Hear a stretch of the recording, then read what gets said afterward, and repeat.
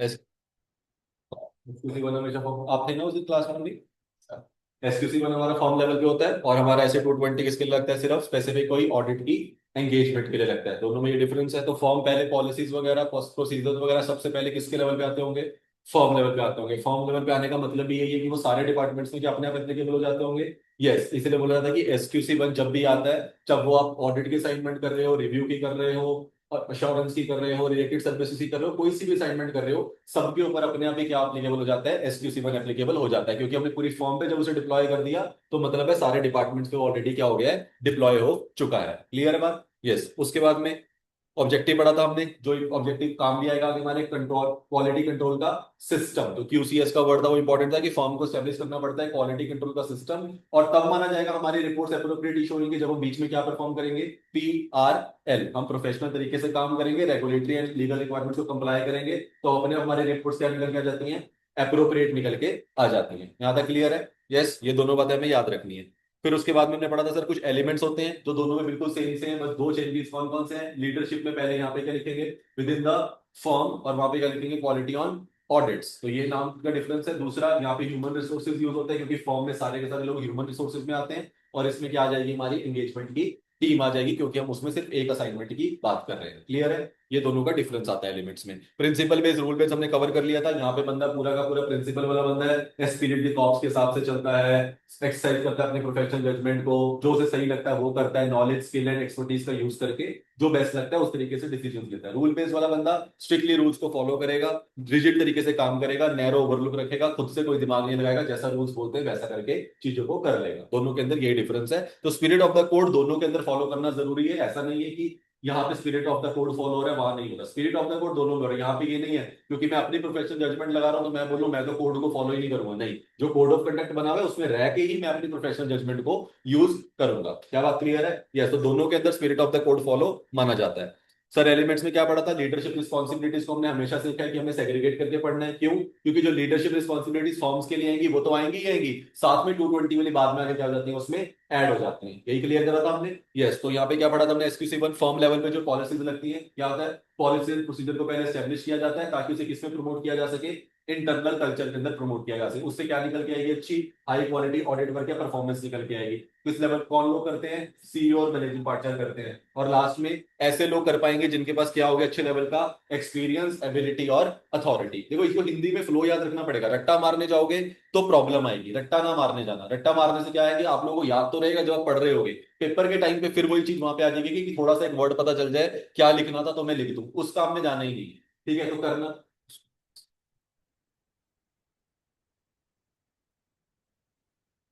तो इसको करना कैसे, याद रखने की सबसे पहले तो एक फॉर्म लेवल पे पॉलिसी एंड प्रोसीजर आती है, उससे क्वालिटी ऑफ वर्क इंप्रूव हो जाता है। करने वाले लोग सीईओ वगैरह और मैनेजर पार्टनर होते हैं, और वही लोग कर सकते हैं जिनके पास अच्छे लेवल का एक्सपीरियंस और एबिलिटी वगैरह होगी। ठीक है, तो ये फ्लो याद रखना है बोलते हुए, तभी चीजें अपने आप याद रहेंगी।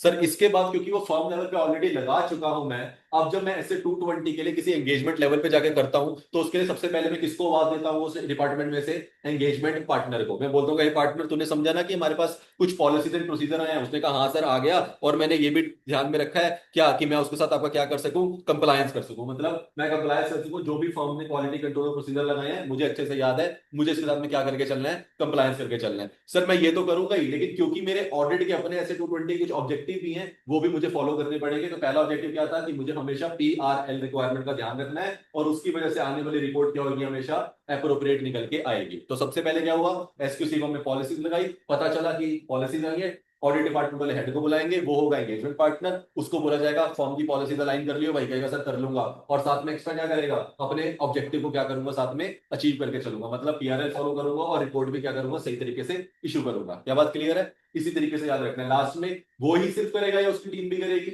उसकी टीम को भी करना पड़ेगा। तो पूरी की पूरी एंगेजमेंट टीम के पास बोला गया कि आप लोगों को भी करना है, और साथ में ध्यान रखना है कि अगर आप लोगों को लगता है कुछ भी कंसर्न है इससे रिलेटेड, तो बिना डरे आपने, without the fear of reprise, आपने मेरे पास लेके उसको आ जाना है कि सर ये बंदा क्वालिटी से नहीं कर रहा, मुझसे नहीं हो रहा है, बेस्ट कैसे करूं। सब कुछ जो भी डर है आपके सामने, आप अपने कंसर्न्स को मेरे साथ रेज कर सकते हैं। क्या बात क्लियर है। और लास्ट में फैक्ट बोला कि सारी चीजों को क्लियर है, लेकिन बात नहीं, फैक्ट याद रखना कि क्वालिटी हमेशा क्या मानी जाती है, असेंशियल एलिमेंट मानी जाती है कोई भी एंगेजमेंट परफॉर्म करने हुए टाइम। क्लियर है बात? यस, यहां तक हमने करा था पहला पॉइंट। दूसरा वाला क्या आया था? फंड एथिकल रिक्वायरमेंट्स, अंदर नहीं जाऊंगा ज्यादा।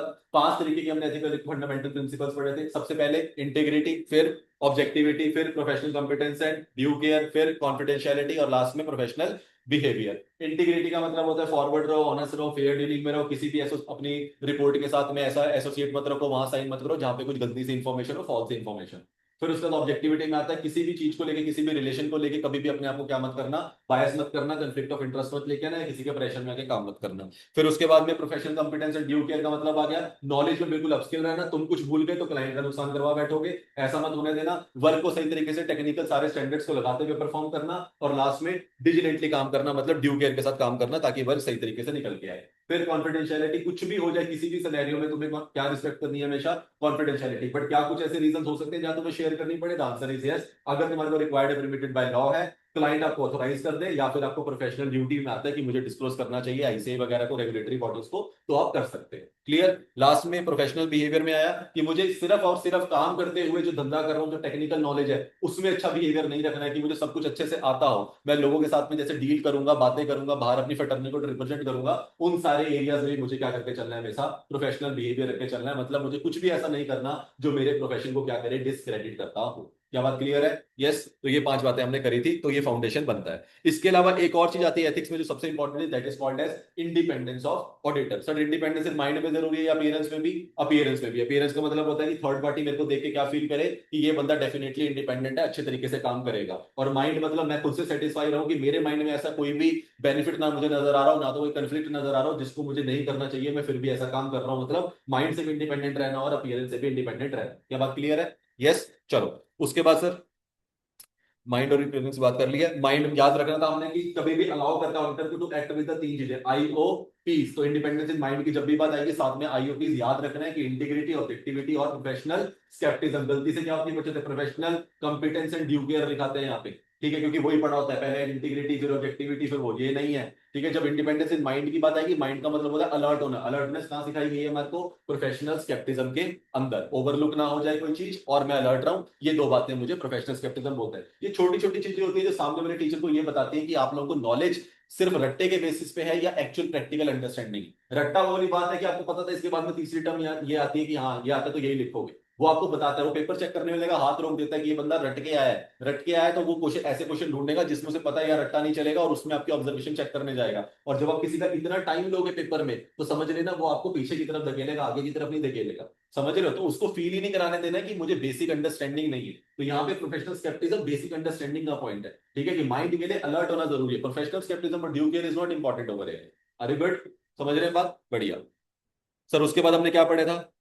कौन सा वाला मॉडल था हमारा? फसी मॉडल। कौन सा वाला? Threats to independence. सब जितने भी थ्रेट्स आते हैं इंडिपेंडेंस में फसी मॉडल में होते हैं। जितना ज्यादा बंदा फंसेगा उतना ज्यादा उसकी इंडिपेंडेंस कम होती जाएगी। मतलब फेमिलियरिटी, एफ से फेमिलियरिटी, कुछ क्लोज रिलेशनशिप वगैरह करना, क्लाइंट के साथ ज्यादा लंबे तरीके से जुड़ जाना, ये इसको बताता है। गिफ्ट वगैरह ले लेना। एडवोकेसी में उसका खुद का एडवोकेट बन के चल रहा है, उसके शेयर को प्रमोट कर रहा है, उसकी लिटिगेशन में जाकर खुद से खड़ा हो गया है, ऐसा काम मत करियो भाई। उसके बाद सेल्फ इंटरेस्ट के अंदर जितना भी तेरा पैसे की बातें वो सारी तेरे को वहां से नजर आ रही है। फिर सेल्फ रिव्यू मतलब अपने ही काम को खुद से चेक करना। और लास्ट में इंटिमिडेशन का मतलब होता है कि सामने वाला आपको डरा रहा है कि मैं तेरे को हटा दूंगा, तेरे पे केस कर दूंगा, उस डर से तुझे रिपोर्ट अच्छी करके दे दे। ऐसा कुछ भी नहीं करना है। अगर आप इसमें फंसोगे तो आपकी इंडिपेंडेंस अपने आप क्या हो जाएगी? कम हो जाएगी। बट क्या आप इसमें फंस सकते हो? बिल्कुल, आंसर इज यस। अगर फंस जाओ तो आपके पास क्या अवेलेबल है? कुछ सेफगार्ड्स अवेलेबल है। कुछ सेफगार्ड्स पहले तो ऐसे हैं जो पॉलिसी एंड प्रोसीजर्स में लिखी हुई इंडिपेंडेंस की, वो कौन लेके आया था?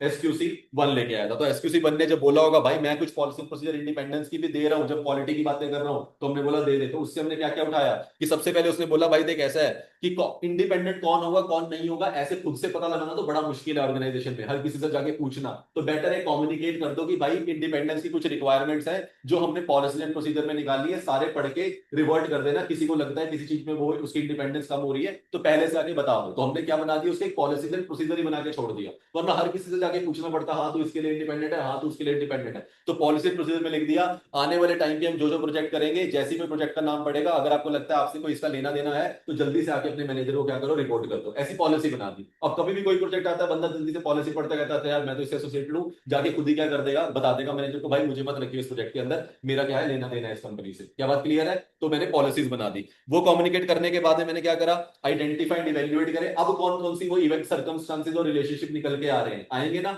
जैसे मुझे पता चला अरे यार ये तो इसका ऑडिट आ रहा है, मैं तो इसको जान दूं, मैं जल्दी से अपने मैनेजर पे भाग के जाऊंगा कि सर मुझे मत लेना। तो वो निकल के आ गया एक सर्कमस्टांस या रिलेशनशिप जो मुझे पता चला क्या क्रिएट कर रहा है, थ्रेट टू इंडिपेंडेंस। जैसे मुझे पता चला मुझे क्या लेने पड़ेंगे, अप्रोप्रिएट एक्शन। अब मैं उस टाइम पे डिसाइड करूंगा क्या तू मेरे ऑडिट के लिए इतना जरूरी है कि मैं तेरे बिना ऑडिट ही नहीं कर सका। अगर ऐसा है तो मैं एलिमिनेट करूंगा थ्रेट को, मैं ऑडिट के लिए करने के लिए मना कर दूंगा। अगर मुझे लगता है नहीं यार तेरे को निकाल के भी ऑडिट किया जा सकता है, मतलब रिड्यूस टू एक्सेप्टेबल लेवल, तेरे को हटाऊंगा और ऑडिट कर लूंगा, मतलब मेरा रिस्क रिड्यूस हो गया। लास्ट में अगर मुझे लगता है तेरा बहुत पर्सनल कनेक्शन और बहुत पैसा ले रखा है हमने उस ऑर्गेनाइजेशन से, इसका मतलब है मुझे विड्रॉ कर लेना चाहिए, मुझे इसको एक्सेप्ट ही नहीं करना चाहिए। क्या बात क्लियर है? तो ये मुझे किसने बताया था principles, policy and procedure, SQC बनने। इसको मुझे अपने पास अडॉप्ट करने थे, क्योंकि बाद में इशू आ जाता, मैं कहता मेरे 220 में तो लिखे नहीं, मेरे में नहीं लिखे तो मैं तो मानूंगा नहीं, हर सी ऐसे बोलता। तो बोला भाई तुझे स्टैंडर्ड में भी इसको क्या करना पड़ेगा, लेके आना पड़ेगा। तो हम स्टैंडर्ड में भी इसको उठा के लिया। स्टैंडर्ड में हमने क्या बोला कि पब्लिक कॉन्फिडेंस के लिए, पब्लिक के माइंड और अपीयरेंस के लिए, दोनों के लिए इंडिपेंडेंस जरूरी है। फिर किसी भी एक्शन को लेने से पहले उसे क्या चेक कर लेना चाहिए, थ्रेट टू इंडिपेंडेंस चेक कर लेनी चाहिए।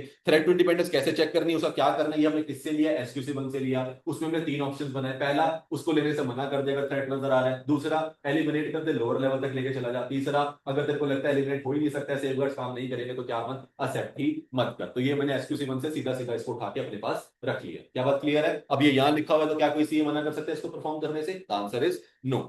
चलिए, यहाँ के बाद में 2 पॉइंट जो हमने उस टाइम पे छोड़े थे और करने साथ साथ जरूरी थे, बट ठीक है टाइम हो गया था और हम बहुत पढ़ लिए थे, तो अब कवर कर लेते हैं। सर 2 एडिशनल पॉइंट्स है, इसके ऊपर क्वेश्चन आया है एक बार पेपर के अंदर, इसलिए करवाना जरूरी है, एमसीक्यू आ जाता है कि any circumstances and relationships that create a threat to the independence should be promptly notified to the firm for appropriate action. तो ये वर्ड जो है इंपॉर्टेंट याद रखना क्या है, एमसीक्यू के लिए बहुत इंपॉर्टेंट है और 1 नंबर के लिए पेपर में भी बहुत इंपॉर्टेंट है। लाइन बनती है कि कितना टाइम और किस बेसिस पे सामने वाले बंदे को, जिस एम्प्लॉय को पता चले मैं एसोसिएटेड हूं, उसे कितनी देर बाद जाके बताना चाहिए, या असाइनमेंट शुरू होने से पहले बताना चाहिए, या असाइनमेंट का वेट करना चाहिए, या असाइनमेंट अगले साल की है तो अगले साल आने का वेट करना चाहिए। ऐसे आपको कुछ भी कर सकता है कंफ्यूज करने के लिए एमसीक्यू के अंदर। आपने ध्यान रखना है कि उसे कितना करना है, promptly notified, as soon as उसे वो चीज सुनी कि हाँ यार मैं इससे एसोसिएटेड हूं, सीधा सीधा तभी के तभी जाके उसे क्या करना है बता देना है। वो असाइनमेंट आज शुरू हो रही हो, 6 महीने बाद शुरू हो रही हो चुकी हो, कोई फर्क नहीं पड़ता। जितनी जल्दी उसे पता चले उतना जल्दी उसे बताना क्या है उसका काम है। तो वर्ड इंपॉर्टेंट क्या है यहाँ पे, प्रॉम्प्टली नोटिफाई करना अपनी फर्म को कि भाई एप्रोप्रिएट एक्शन ले लो, मेरे को नहीं पता चला था, पहले तुम इसको ऑडिट कर रहे हो, जैसे ही पता चला मैं तुम्हारे पास भागा भागा आ गया, अब तुमने जो करना है देख लो क्या करना है। ठीक है, अगर तुम ऑलरेडी असाइनमेंट कर रहे हो तो विड्रॉ कर लो, अगर नहीं कर रहे हो तो एक्सेप्ट मत करो, और लगता है मेरे बिना काम चल जाएगा तो एलिमिनेट करके काम चला लो। क्या बात क्लियर है? तो इंपॉर्टेंट वर्ड क्या है, promptly notified, number 1। Number 2, 1 number का सवाल और बनता है, at least annually the firm should obtain return confirmation. Return confirmation हमारा स्टैंडर्ड भी है, रिटर्न रिप्रेजेंटेशन 580 का। तो कह रहा है कि कहीं ना कहीं हमें रिटर्न कंफर्मेशन ऑफ कंप्लायंस ले लेनी चाहिए सारे लोगों से कि भाई तुम पॉलिसी एंड प्रोसीजर इंडिपेंडेंस को लेके फॉलो कर रहे हो ना। हर साल में एटलीस्ट एक बारी एक मेल करके हर किसी से पूछ लो, रिटर्न कंफर्मेशन में ले लो उनसे मेल पे कि हाँ हमने इस साल की सारी पॉलिसी एंड प्रोसीजर पढ़ ली है इंडिपेंडेंस को लेके, और हमें नहीं लगता हम किसी भी चीज के साथ में एसोसिएटेड है, अगर होंगे तो प्रॉम्प्टली नोटिफाई करने आ जाएंगे। क्या बात क्लियर है? तो 2 पॉइंट्स बनते हैं, क्या रिटर्न कंफर्मेशन लेनी चाहिए, बिल्कुल। एमसीक्यू में कब लेनी चाहिए, एटलीस्ट एनुअली, हर साल में एक बार तो मिनिमम ले लेनी चाहिए। क्या एक बार से ज्यादा ले सकते हैं? आंसर इज एटलीस्ट लिखा हुआ है तो ले लो, और अगर लगता है कुछ हो रहा है तो प्रॉम्प्टली आके नोटिफाई कर दो। ये 2 पॉइंट्स है, एक एक नंबर के पेपर में देखने को मिल जाते हैं। क्या बात क्लियर है? यस, बढ़िया। यहां पे हमारा टॉपिक खत्म होता है प्रॉपर इंडिपेंडेंस का। चलो जी, अब आगे चलते हैं, जो है हमारा 3rd नंबर वाला पॉइंट। तो टोटल हमने वहां पे क्या कर लिया, पूरा एथिकल रिक्वायरमेंट्स हमने ऊपर खत्म कर दिया। पूरा एथिकल रिक्वायरमेंट्स के लिए जितना भी जरूरी था, सारे के सारे fundamental principles plus independence, everything related to ethical requirements has been completed on the upper side. क्या बात क्लियर है? अब आते हैं हम 3rd वाले एलिमेंट पे, जिसका नाम है acceptance and continuance of client relationship and specific engagement. ठीक है ना, आप कुछ एक्सेप्ट कर रहे हो, कंटिन्यू कर रहे हो क्लाइंट के साथ, कोई रिलेशनशिप में जाना मतलब कोई काम ले रहे हो उससे, या कोई स्पेसिफिक एंगेजमेंट ले रहे हो उसके साथ में, ऐसे टाइम पे आपको क्या करना पड़ता है। इस टाइम पे हमारा था कि सर इसमें हमें क्या करना है एज एन ऑडिटर, एसए 220 क्या बोलता है। एसए 210 में हमने बात करी थी एक्सेप्टेंस एंड कॉन्टिन्यूएंस की, यस और नो, यस और no. Agreeing the terms of audit engagement, उसमें हमने पढ़ा था कि हम एक्सेप्ट करते हैं या कंटिन्यू करना चाहते हैं किसी बंदे को, तो हमें बेसिक बेसिक चीजें क्या चेक करनी चाहिए, प्री कंडीशंस क्या होती हैं, लेटर बना के दे दो, ये सब हम पढ़ के आए हैं। सर उसके आगे क्या करना होता है चेक करने से पहले, ये बताता है 220। अब 220 एक्चुअली में बात करेगा जब आप उस रिलेशनशिप को बनाने जा रहे हो, उससे पहले ऑडिटर को बोला है भाई तेरे को क्या मांगना है, उससे बोलना है कि मैं तभी तेरे को एक्सेप्ट करूंगा या कंटिन्यू, देखो याद रखने के लिए बता रहा हूँ सर, मैं तभी तेरे को एक्सेप्ट करूंगा या कंटिन्यू करूंगा तेरे से ऐसे एंगेजमेंट जब तेरे पास अच्छे लेवल की सेक्रेटरी होगी कंपनी के अंदर। अगर तू सेक्रेटरी नहीं तो मैं तेरी कंपनी का ऑडिटर नहीं। ठीक है, इससे चीजें याद रहती है। ठीक है, तो सबसे पहले जब भी एक्सेप्टेंस एंड कंटिन्यूस की बात आएगी, हमें क्लाइंट से क्या मांगनी है, उसकी सिक्योरिटी। भाई पहले तेरे पास सेकी है, सिक्योरिटी को छोटी फॉर्म में क्या बोलते हैं, सेकी। क्या तेरे पास सेकी है? अगर तेरे पास सेकी होगी तो मैं एक्सेप्ट करूंगा, कंटिन्यू करूंगा। तेरे पास सेकी नहीं है तो मुझे भी तेरी कंपनी में आने की जरूरत नहीं है। क्या बात क्लियर है? सेकी से याद रहता है सर, सेकी का मतलब एस से। जब भी मुझे कुछ भी, अगर किसी का भी क्लाइंट के एंगेजमेंट को सेट करना है, मुझे कुछ vital information about the client निकालनी पड़ती है। अगर वो इंफॉर्मेशन मेरे पास होगी, उसको मैं जज करूंगा, इवेल्युएट करूंगा, उसके बेसिस पे डिसीजन लूंगा मुझे इस कंपनी का ऑडिटर बनना भी है नहीं बनना। समझना, अगर मैं किसी गंदी कंपनी के साथ, बुरी कंपनी के साथ, फ्रॉड कंपनी के साथ एसोसिएट हो जाऊं उसका ऑडिटर, तो मेरे नाम पे भी क्या बन जाता है कि ये भी ऑडिटर कौन होगा, फ्रॉड होगा। ये भी मदद करता होगा कंपनी की फ्रॉड्स करने के अंदर। ठीक है, क्योंकि फाइनेंशियल मैनिपुलेशन कौन करते हैं, हम लोग ही तो करते हैं। तो अगर आप किसी बुरी कंपनी के साथ जुड़ जाते हो, आपको पता भी नहीं है, तो ये दिक्कत ये नहीं है कि आपने काम बुरा नहीं किया, लेकिन प्रॉब्लम ये है कि इंडिपेंडेंस इन अपीयरेंस में सोचो, सामने वाले को लगेगा तो फ्रॉड कंपनी है, अच्छा ये इसका ऑडिटर है, ये भी फ्रॉड होगा। यस और नो? तो हमारी अपीयरेंस क्या बनती जाती है, उस तरीके से बनती जाती है। इसी वजह से बोला गया ये पॉइंट कि जब भी आप 220 में जाएंगे, इसने लिखा भाई तेरे को एक्सेप्टेंस करने से पहले तूने बेसिक क्राइटेरिया चेक कर लिया कि वो एएफआरएफ के हिसाब से बनाता हो, इंटरनल कंट्रोल्स को फॉलो करता हो, ये सारी बातें प्री कंडीशन में तूने चेक कर ली ना। इसको करने से सीधा सीधा मत ले लियो असाइनमेंट। इसको करने से एक और चीज बहुत जरूरी है कि तेरे को उस क्लाइंट की क्या होनी चाहिए, वाइटल इंफॉर्मेशन तेरे पास होनी चाहिए। अब वो इंफॉर्मेशन कौन सी है?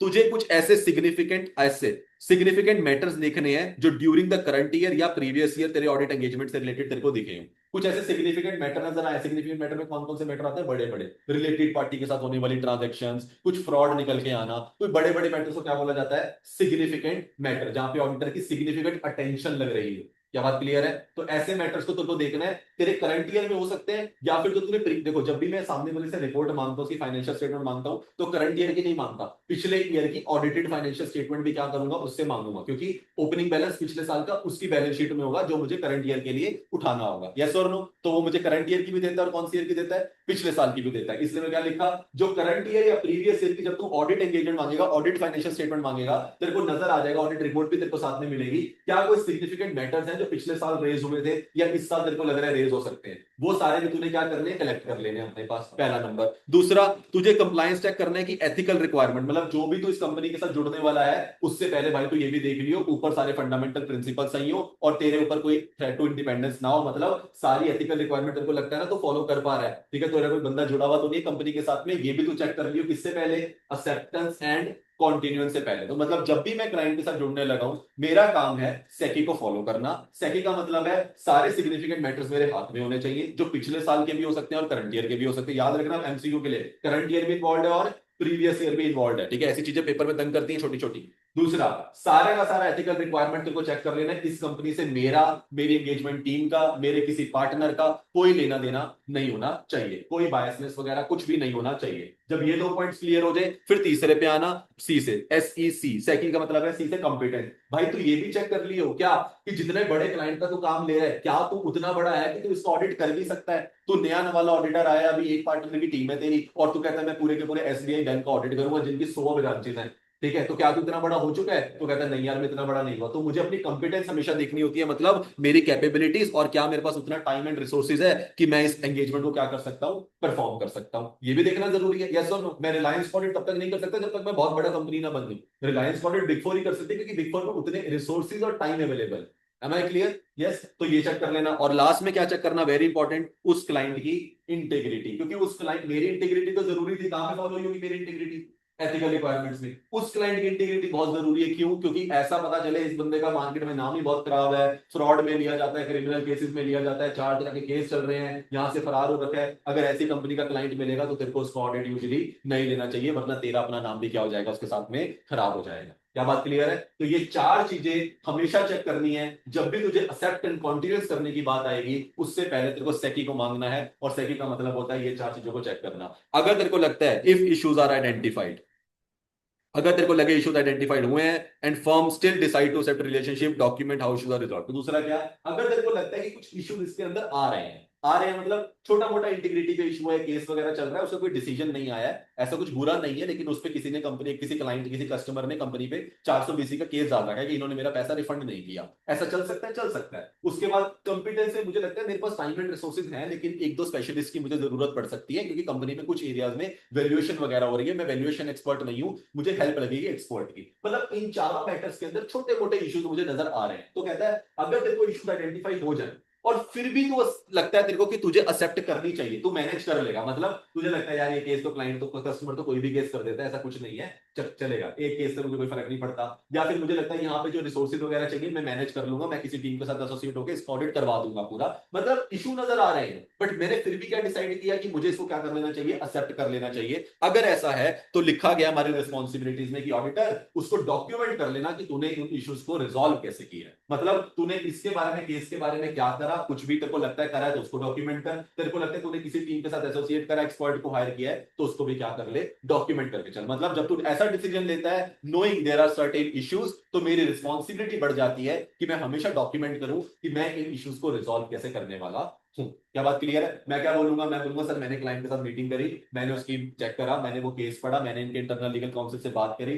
मुझे पता चला कंपनी के ने अपना पूरा प्रोडक्ट डिलीवर कर दिया था, कस्टमर प्रोडक्ट से सेटिस्फाइड नहीं है तो उनसे रिफंड मांग रहा है। तो कंपनी ऐसा नहीं है कि प्रोडक्ट दिए बिना रिफंड नहीं दे रही है, प्रोडक्ट डिलीवर कर चुकी है, उसको अच्छा नहीं लगा तो वो रिफंड मांग रहा है, कंपनी की पॉलिसी में क्लियरली लिखा हुआ है ऐसे टाइम पे हम रिफंड नहीं करते। तो मुझे केस में ज्यादा जान नहीं लग रही है, इसी के चक्कर में मैंने डिसाइड करा कि मुझे इस ऑडिट को कर लेना चाहिए। तो क्या मैंने ऑडिट इशू डॉक्यूमेंट कर दिया, अच्छे से बता दिया, किसी को समझ आएगा तो वो समझ लेगा, द आंसर इज यस, मतलब मेरा काम मैंने सही तरीके से किया है। Am I clear?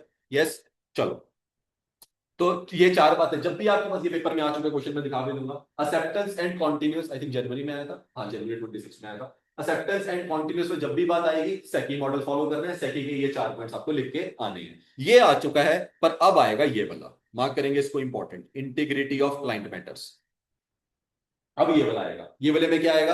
अब कहता है जो आपने ये फोर्थ वाला पॉइंट बोला ना सर, इसको थोड़ा एक्सप्लेन कर दो। जो आपने बोला मुझे क्लाइंट की इंटीग्रिटी चेक करनी है, इसमें मतलब चेक क्या करेगा तो मैंने बोला मैं बताता हूं कि सर मुझे ऐसा बोलना है कि मुझे देखना है क्लाइंट, जब मैं क्लाइंट की बात करूंगा, क्लाइंट कैसा हो मेरा? क्लाइंट ऐसा हो जिसकी बिजनेस रेपुटेशन अच्छी हो, जिसके प्रिंसिपल ओनर्स मतलब जिसके की वाले लोग अच्छे हो, जो मैनेजमेंट है, जो उसके टीसीडब्ल्यूजी के लोग हैं, उनके बारे में मार्केट के अंदर चीजें सब कुछ अच्छी होनी चाहिए। फिर उसके बाद उसका नेचर ऑफ ऑपरेशन अच्छा होना चाहिए, जो वो काम कर रहा है वो अच्छी चीज का कर रहा है, ऐसा नहीं है वो ड्रग्स वगैरह का धंधा कर रहा है और मैं उसका ऑडिटर जाके बन जाऊं, तो नेचर ऑफ ऑपरेशंस बढ़िया होने चाहिए। उसके बाद में एटीट्यूड ऑफ द क्लाइंट बहुत बढ़िया होना चाहिए, मतलब देखो आपको वर्ड्स याद रखने हैं तो स्टोरीज याद रखनी थोड़ी बहुत है। ऐसा बंदा होना चाहिए जो उसका प्रिंसिपल हो, उसका नेचर अच्छा हो, उसका एटीट्यूड अच्छा हो, वो किसी भी एरिया में अग्रेसिव ना हो और वो कुछ भी इनएप्रोप्रिएट काम ना करता हो। ऐसे पांच टर्म्स हमें क्या रखनी है, याद रखनी है। क्लियर? जल्दी से मेरे साथ साथ, पहला कैसा हो बंदा? जिसकी बिजनेस रेपुटेशन एक नंबर हो, उसके बाद में उसका नेचर मतलब नेचर ऑफ ऑपरेशंस बढ़िया हो, एटीट्यूड मतलब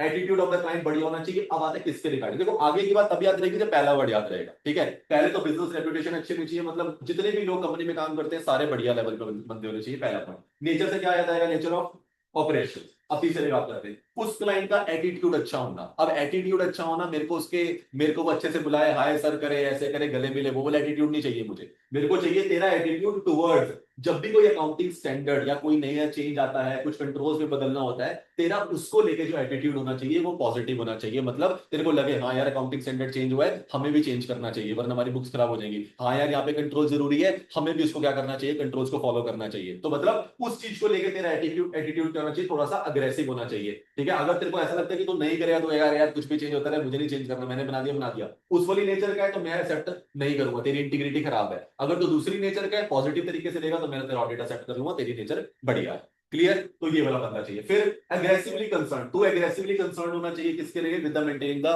firms fees as low as possible. मतलब वो बंदा जो कहीं ना कहीं कोशिश ये कर रहा है, देखो हमारा जो डील होती है तो किसी मैनेजमेंट लेवल के बंदे से होती है ऑडिटर की, ठीक है? डायरेक्ट सीईओ के साथ, सीईओ नहीं आता मेरे से ऑडिट करवाने, सीईओ अपना फाइनेंस का हेड भेज देगा, इंटरनल कंट्रोल वाली टीम का हेड भेज देगा, तो ऐसे लोग आते हैं मेरे पास। अब वो वाला बंदा जिस माइंडसेट से आ रहा है, उसका माइंडसेट पता क्या है? मुझे अपनी फर्म के अंदर ऐसा ऑडिटर लेके आना है जिसको मैं कम से कम पैसे वाला बंदा मुझे मिल जाए। अब कम से कम पैसे वाला बंदा आपको अच्छी क्वालिटी का तो मिलेगा नहीं, तो आपको ये देखना है ये सामने वाला बंदा इस बारे में फोकस तो नहीं कर रहा कि मुझे अपनी फीस को कम से कम रखना है, क्योंकि अगर वो फीस को कम से कम रखने वाला बंदा हुआ तो कल मुझे अगर कुछ भी अच्छा मिला वहां कंपनी में जाके तो ये क्या कहेगा? सर ऑडिट नहीं करवाना था, रिव्यू कर दो।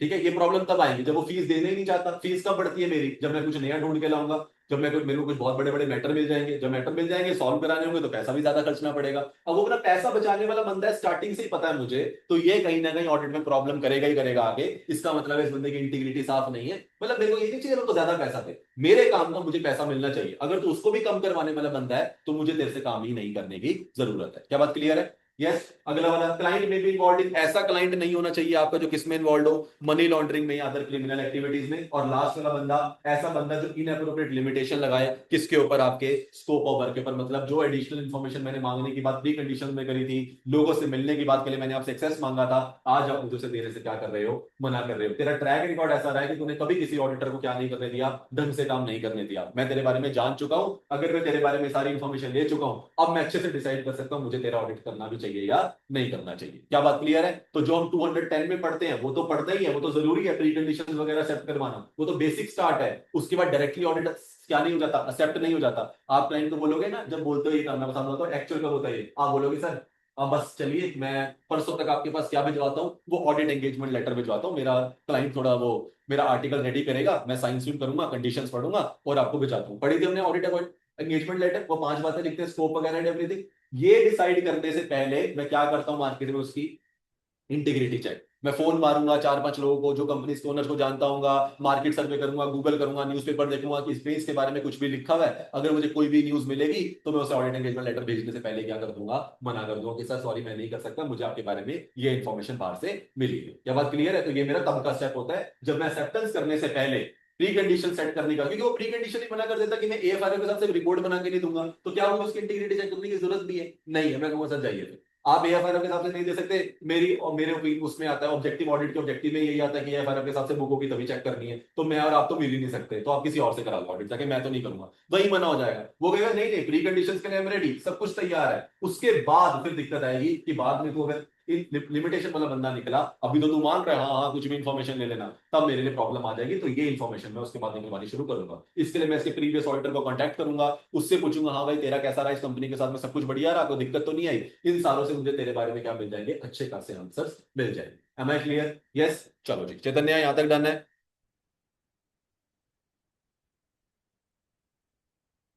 यहां तक डन है? चैतन्य आर यू देयर और नॉट?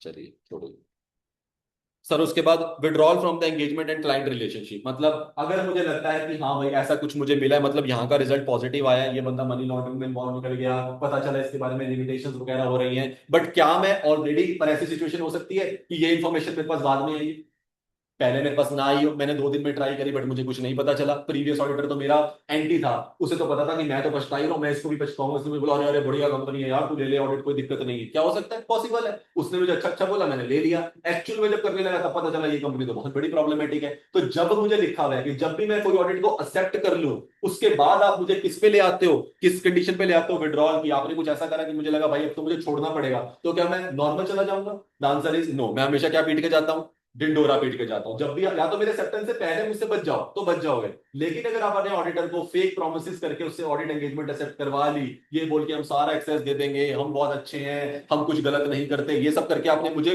बुला तो लिया, लेकिन अब मुझे पता चला कि भाई आप तो बहुत बड़े प्रॉब्लमेटिक वाली कंपनी हो। अगर आपने ऐसा करा तो ध्यान रखना, मैं जब जाऊंगा छोड़ के इस ऑडिट को तो कैसे जाऊंगा, पूरा का पूरा डिंडोरा पीट के। डिंडोरा का मतलब क्या था? आरटीओ। मैं सारे रेगुलेटर्स को तुम्हारे बारे में बता दूंगा, जो जो प्रॉब्लम नजर आई है, टीसीडब्ल्यूजी को समझा के जाऊंगा तुम्हारी मैनेजमेंट बहुत खराब है, उनको अलग गाली देके जाऊंगा, और साथ में ओनर्स को भी बता के जाऊंगा जिन्होंने मुझे अपॉइंट किया था, शेयर होल्डर्स ने, कि ये बहुत बेकार कंपनी है जिसमें तुमने पैसा लगा रखा है, और ये के लिए मुझे मीटिंग में एक्सेस मिलेगा पूरा 141(4) के हिसाब से, कि मुझे बुलाया जाएगा तब जाके मैं तुम्हारे को अच्छे तरीके से क्या करूंगा, सुना के जाऊंगा। यस और नो? तो तभी अगर एंगेजमेंट एक्सेप्ट नहीं हुई होगी तो मैं चुपचाप छोड़ दूंगा। ठीक है ना? प्री कंडीशन एक्सेप्ट हुई थी, एक्सेप्टेंस से पहले मना मना कर दिया, ऑडिट एग्रीमेंट लेटर नहीं गई, चलो सर सॉरी सर किसी और से करा लो, खत्म हो गई, मैं बहुत अच्छा हूं। लेकिन अगर आपने मुझे बुलाया और सब कुछ बढ़िया नहीं दिखा के फिर ना हुआ, फिर मैं क्या करने वाला हूं? डिंडोरा पीट के जाने वाला हूं। क्या बात क्लियर है? तो विड्रॉल में ध्यान रखना, आपको पहले एक्सेप्ट करने के बाद विड्रॉ करना पड़ रहा है, तो आप कभी भी खाली हाथ नहीं जाओगे, पूरा का पूरा सारी की सारी इंफॉर्मेशन का डिंडोरा पीट के आरटीओ के पास चले जाए। क्लियर है? चलो जी।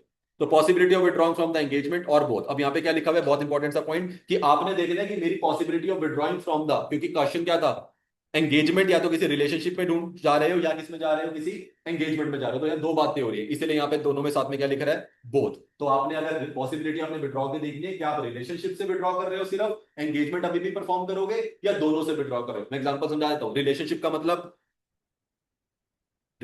मतलब होता है ऑडिट लेना, पूरा का पूरा ऑडिट वगैरह, ठीक है ना। साथ में इसके अब देखो, ऑडिट एंगेजमेंट मतलब सिर्फ एक ऑडिट एंगेजमेंट है। रिलेशनशिप मतलब मैंने से रिलेशनशिप बना लिया, सर ऑडिट भी मैं कर दिया करूंगा, आपकी रिटर्न्स में फाइल कर दूंगा, टैक्स ऑडिट भी देख लूंगा, ठीक है ना, आपको एसआरएस सर्विसेज भी किसी से प्रोवाइड करवा दूंगा। ये मैं रिलेशनशिप डेवलप कर रहा हूँ, सारा का सारा काम उसका मेरे पास लाने लगा हूँ। एंगेजमेंट मतलब सिंगल एंगेजमेंट, जो मतलब है सिर्फ ऑडिट। तो अभी कभी सिचुएशन ऐसी हो सकती है कि आपको लगे यार ये ऑडिट में प्रॉब्लम आ रही है, मुझे से ऑडिट नहीं लेना चाहिए इसका। तो मैं जरूरी नहीं है कि मुझे पूरा का पूरा रिलेशनशिप भी खराब करना है। मैं उसे बोलूंगा सर देखो ऐसा है, हम दोनों के बीच में क्लैशेज आ रहे हैं, सिंपल करते हैं, आप ऐसा करो ऑडिट किसी और से करा, ठीक है, मुझे नहीं लग रहा मेरे को आपको ऑडिट करना चाहिए, मुझे छोटी मोटी प्रॉब्लम्स नजर आ रही है जिसकी वजह से मैं कंफर्टेबल नहीं हूं। लेकिन हाँ, मैं आपके रिटर्न्स भरने के लिए तैयार हूं, मैं टैक्स ऑडिट कर दूंगा, मैं एसआरएस कर दूं, क्या मैं ये भी होल्ड कर सकता हूं उसके पास में? Answer is yes. मुझे नहीं पता क्लाइंट क्या कहेगा, मुझे क्लाइंट हो सकता है नहीं मुझे जैसे कुछ भी नहीं चाहिए, वो बात की बात है। मुझे लिखा हुआ है, मुझे जब विड्रॉ करना है, मुझे ये देखना है कि मुझे क्या दोनों से विड्रॉ करना है या एक से विड्रॉ करना है।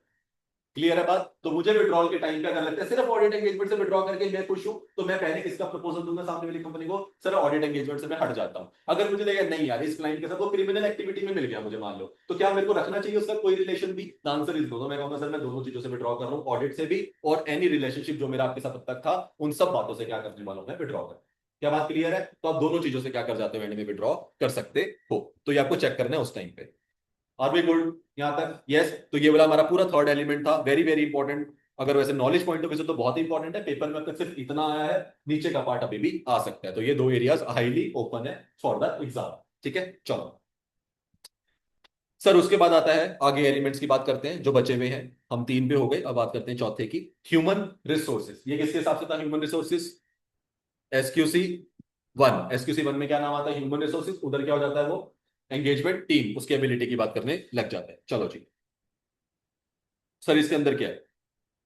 ह्यूमन रिसोर्सेज का मतलब क्या है, उसका मतलब क्या है कि इंश्योर करना है दैट फर्म के पास पॉलिसीज एंड प्रोसीजर होने चाहिए टू हैव सफिशिएंट पर्सनल्स उनके पास आए, जिनके पास with the capabilities, competence and commitment. तो टोटल सी तीन सी आते हैं। तो एक कंपनी के अंदर जब हायरिंग होती है, ह्यूमन रिसोर्सेज को लेके आना हो, तो फर्म को इंश्योर करना है कि उनकी पॉलिसीज एंड प्रोसीजर में लिखा हो, क्योंकि अगर लिखा नहीं होगा तो एचआर कहेगा मुझे थोड़ी पता था कैसा बंदा चाहिए आपको। तो आप पॉलिसी एंड प्रोसीजर में लिख के दे कि आपको एचआर को कि भाई ऐसा बंदा लेके आना जिसके पास कैपेबिलिटीज हो, जो कॉम्पिटेंट बंदा हो, जो नॉलेज अपडेट करके रखा हो, और जो कमिटमेंट हो अपने काम को लेके। क्या ऐसा बंदा ही आना चाहिए कंपनी में? तो बिल्कुल, तो ऐसा लिखा हुआ है तो ऐसे लिखा। अब मैं इसको चेंज करता हूं। अगर मैं बोलूं यहाँ पे एंगेजमेंट पार्टनर अपनी ऑडिट टीम चूज कर रहा है, तो क्या वो ऐसा कुछ चूज करेगा जिसमें सीसीसी ना हो?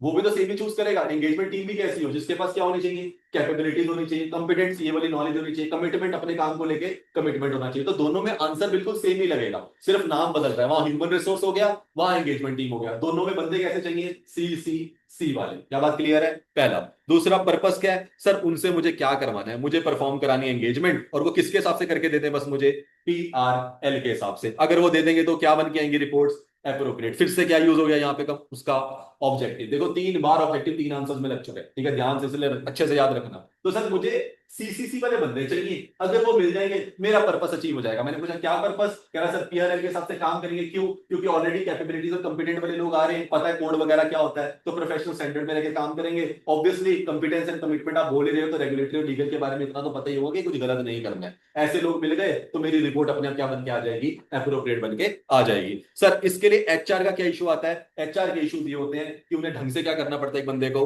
रिक्रूट करना पड़ेगा सीसीसी वाले को, फिर उसे क्या देनी पड़ेगी, ट्रेनिंग देनी। तो देखो आप रिक्रूटमेंट में जिसके अंदर कैपेबिलिटीज हैं वो बंदा तो ढूंढ लोगे कि हाँ यार रेज्यूमे से पता चल रहा है इसने काफी कुछ करा है, तो ये कैपेबिलिटी वाला बंदा तो लग रहा है। लेकिन उसको अपने हिसाब से कंपिटेंट बनाना, अपने काम जो आपके क्या, हर कंपनी में हम जाते हैं तो हर कंपनी का काम अलग अलग होता है। हम हर किसी के लिए तो कंपिटेंट नहीं हो सकते, या हर किसी के हिसाब से अपडेट तो नहीं कर सकते खुद को। तो हमें एचआर की ड्यूटी होती है कि रिक्रूटमेंट में वो कैपेबिलिटीज तो देख सकता है, मेरे रिज्यूमे में सीए लिखा होगा कि I am a chartered accountant, मेरे अंदर कैपेबिलिटी है काम करने की, ये पता चल गया। लेकिन तुझे मेरे को क्या प्रोवाइड करनी पड़ेगी, ट्रेनिंग देनी पड़ेगी अपने अपने हिसाब से चलाने के लिए कि तेरी कंपनी में मेरी क्या जरूरत है। उसके बेसिस पे तुझे क्या करनी पड़ेगी, मेरी परफॉर्मेंस इवेल्युएशन। फिर उसके बेसिस पे तेरे को क्या डिसाइड करेगा, तो मेरी कंपनसेशन। और लास्ट में तुम मेरे पे किससे बारे में बात करेगा, मेरी करियर डेवलपमेंट के बारे में। तो एक एचआर के ये सारे इश्यूज होते हैं जब ह्यूमन रिसोर्स की बात आती है। ये वाला पॉइंट वैसे एसक्यूसी 1 में लिखा हुआ है, बट आप इसको अगर एंगेजमेंट वाली टीम भी आया तो भी आप लिख सकते हो कि अगर एंगेजमेंट टीम ने डिसाइड करना होगा तो उन्हें ऐसा बंदा रिक्रूट करना पड़ेगा, उसको क्या देनी पड़ेगी,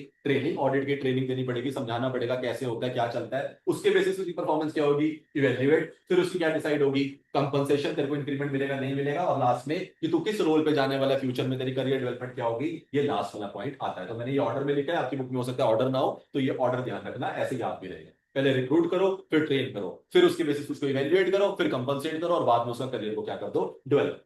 क्लियर है? यस। तो ये पूरा का पूरा L&D जो डिपार्टमेंट होता है ये ऐसे चलता है। ये डी यहाँ पे आ गया डेवलपमेंट में, ये एल सारा काम कर रहा है ट्रेनिंग से लेके परफॉर्मेंस इवेल्युएशन प्लस कंपनसेशन तक, ये लर्निंग के अंदर काम चलता है। क्लियर? तो ये L&D डिपार्टमेंट का काम आता है। यहां तक क्लियर है सबको? छोटा सा आंसर है बिल्कुल, 4 नंबर का, कुछ नया नहीं करना है, simple easy small. Clear?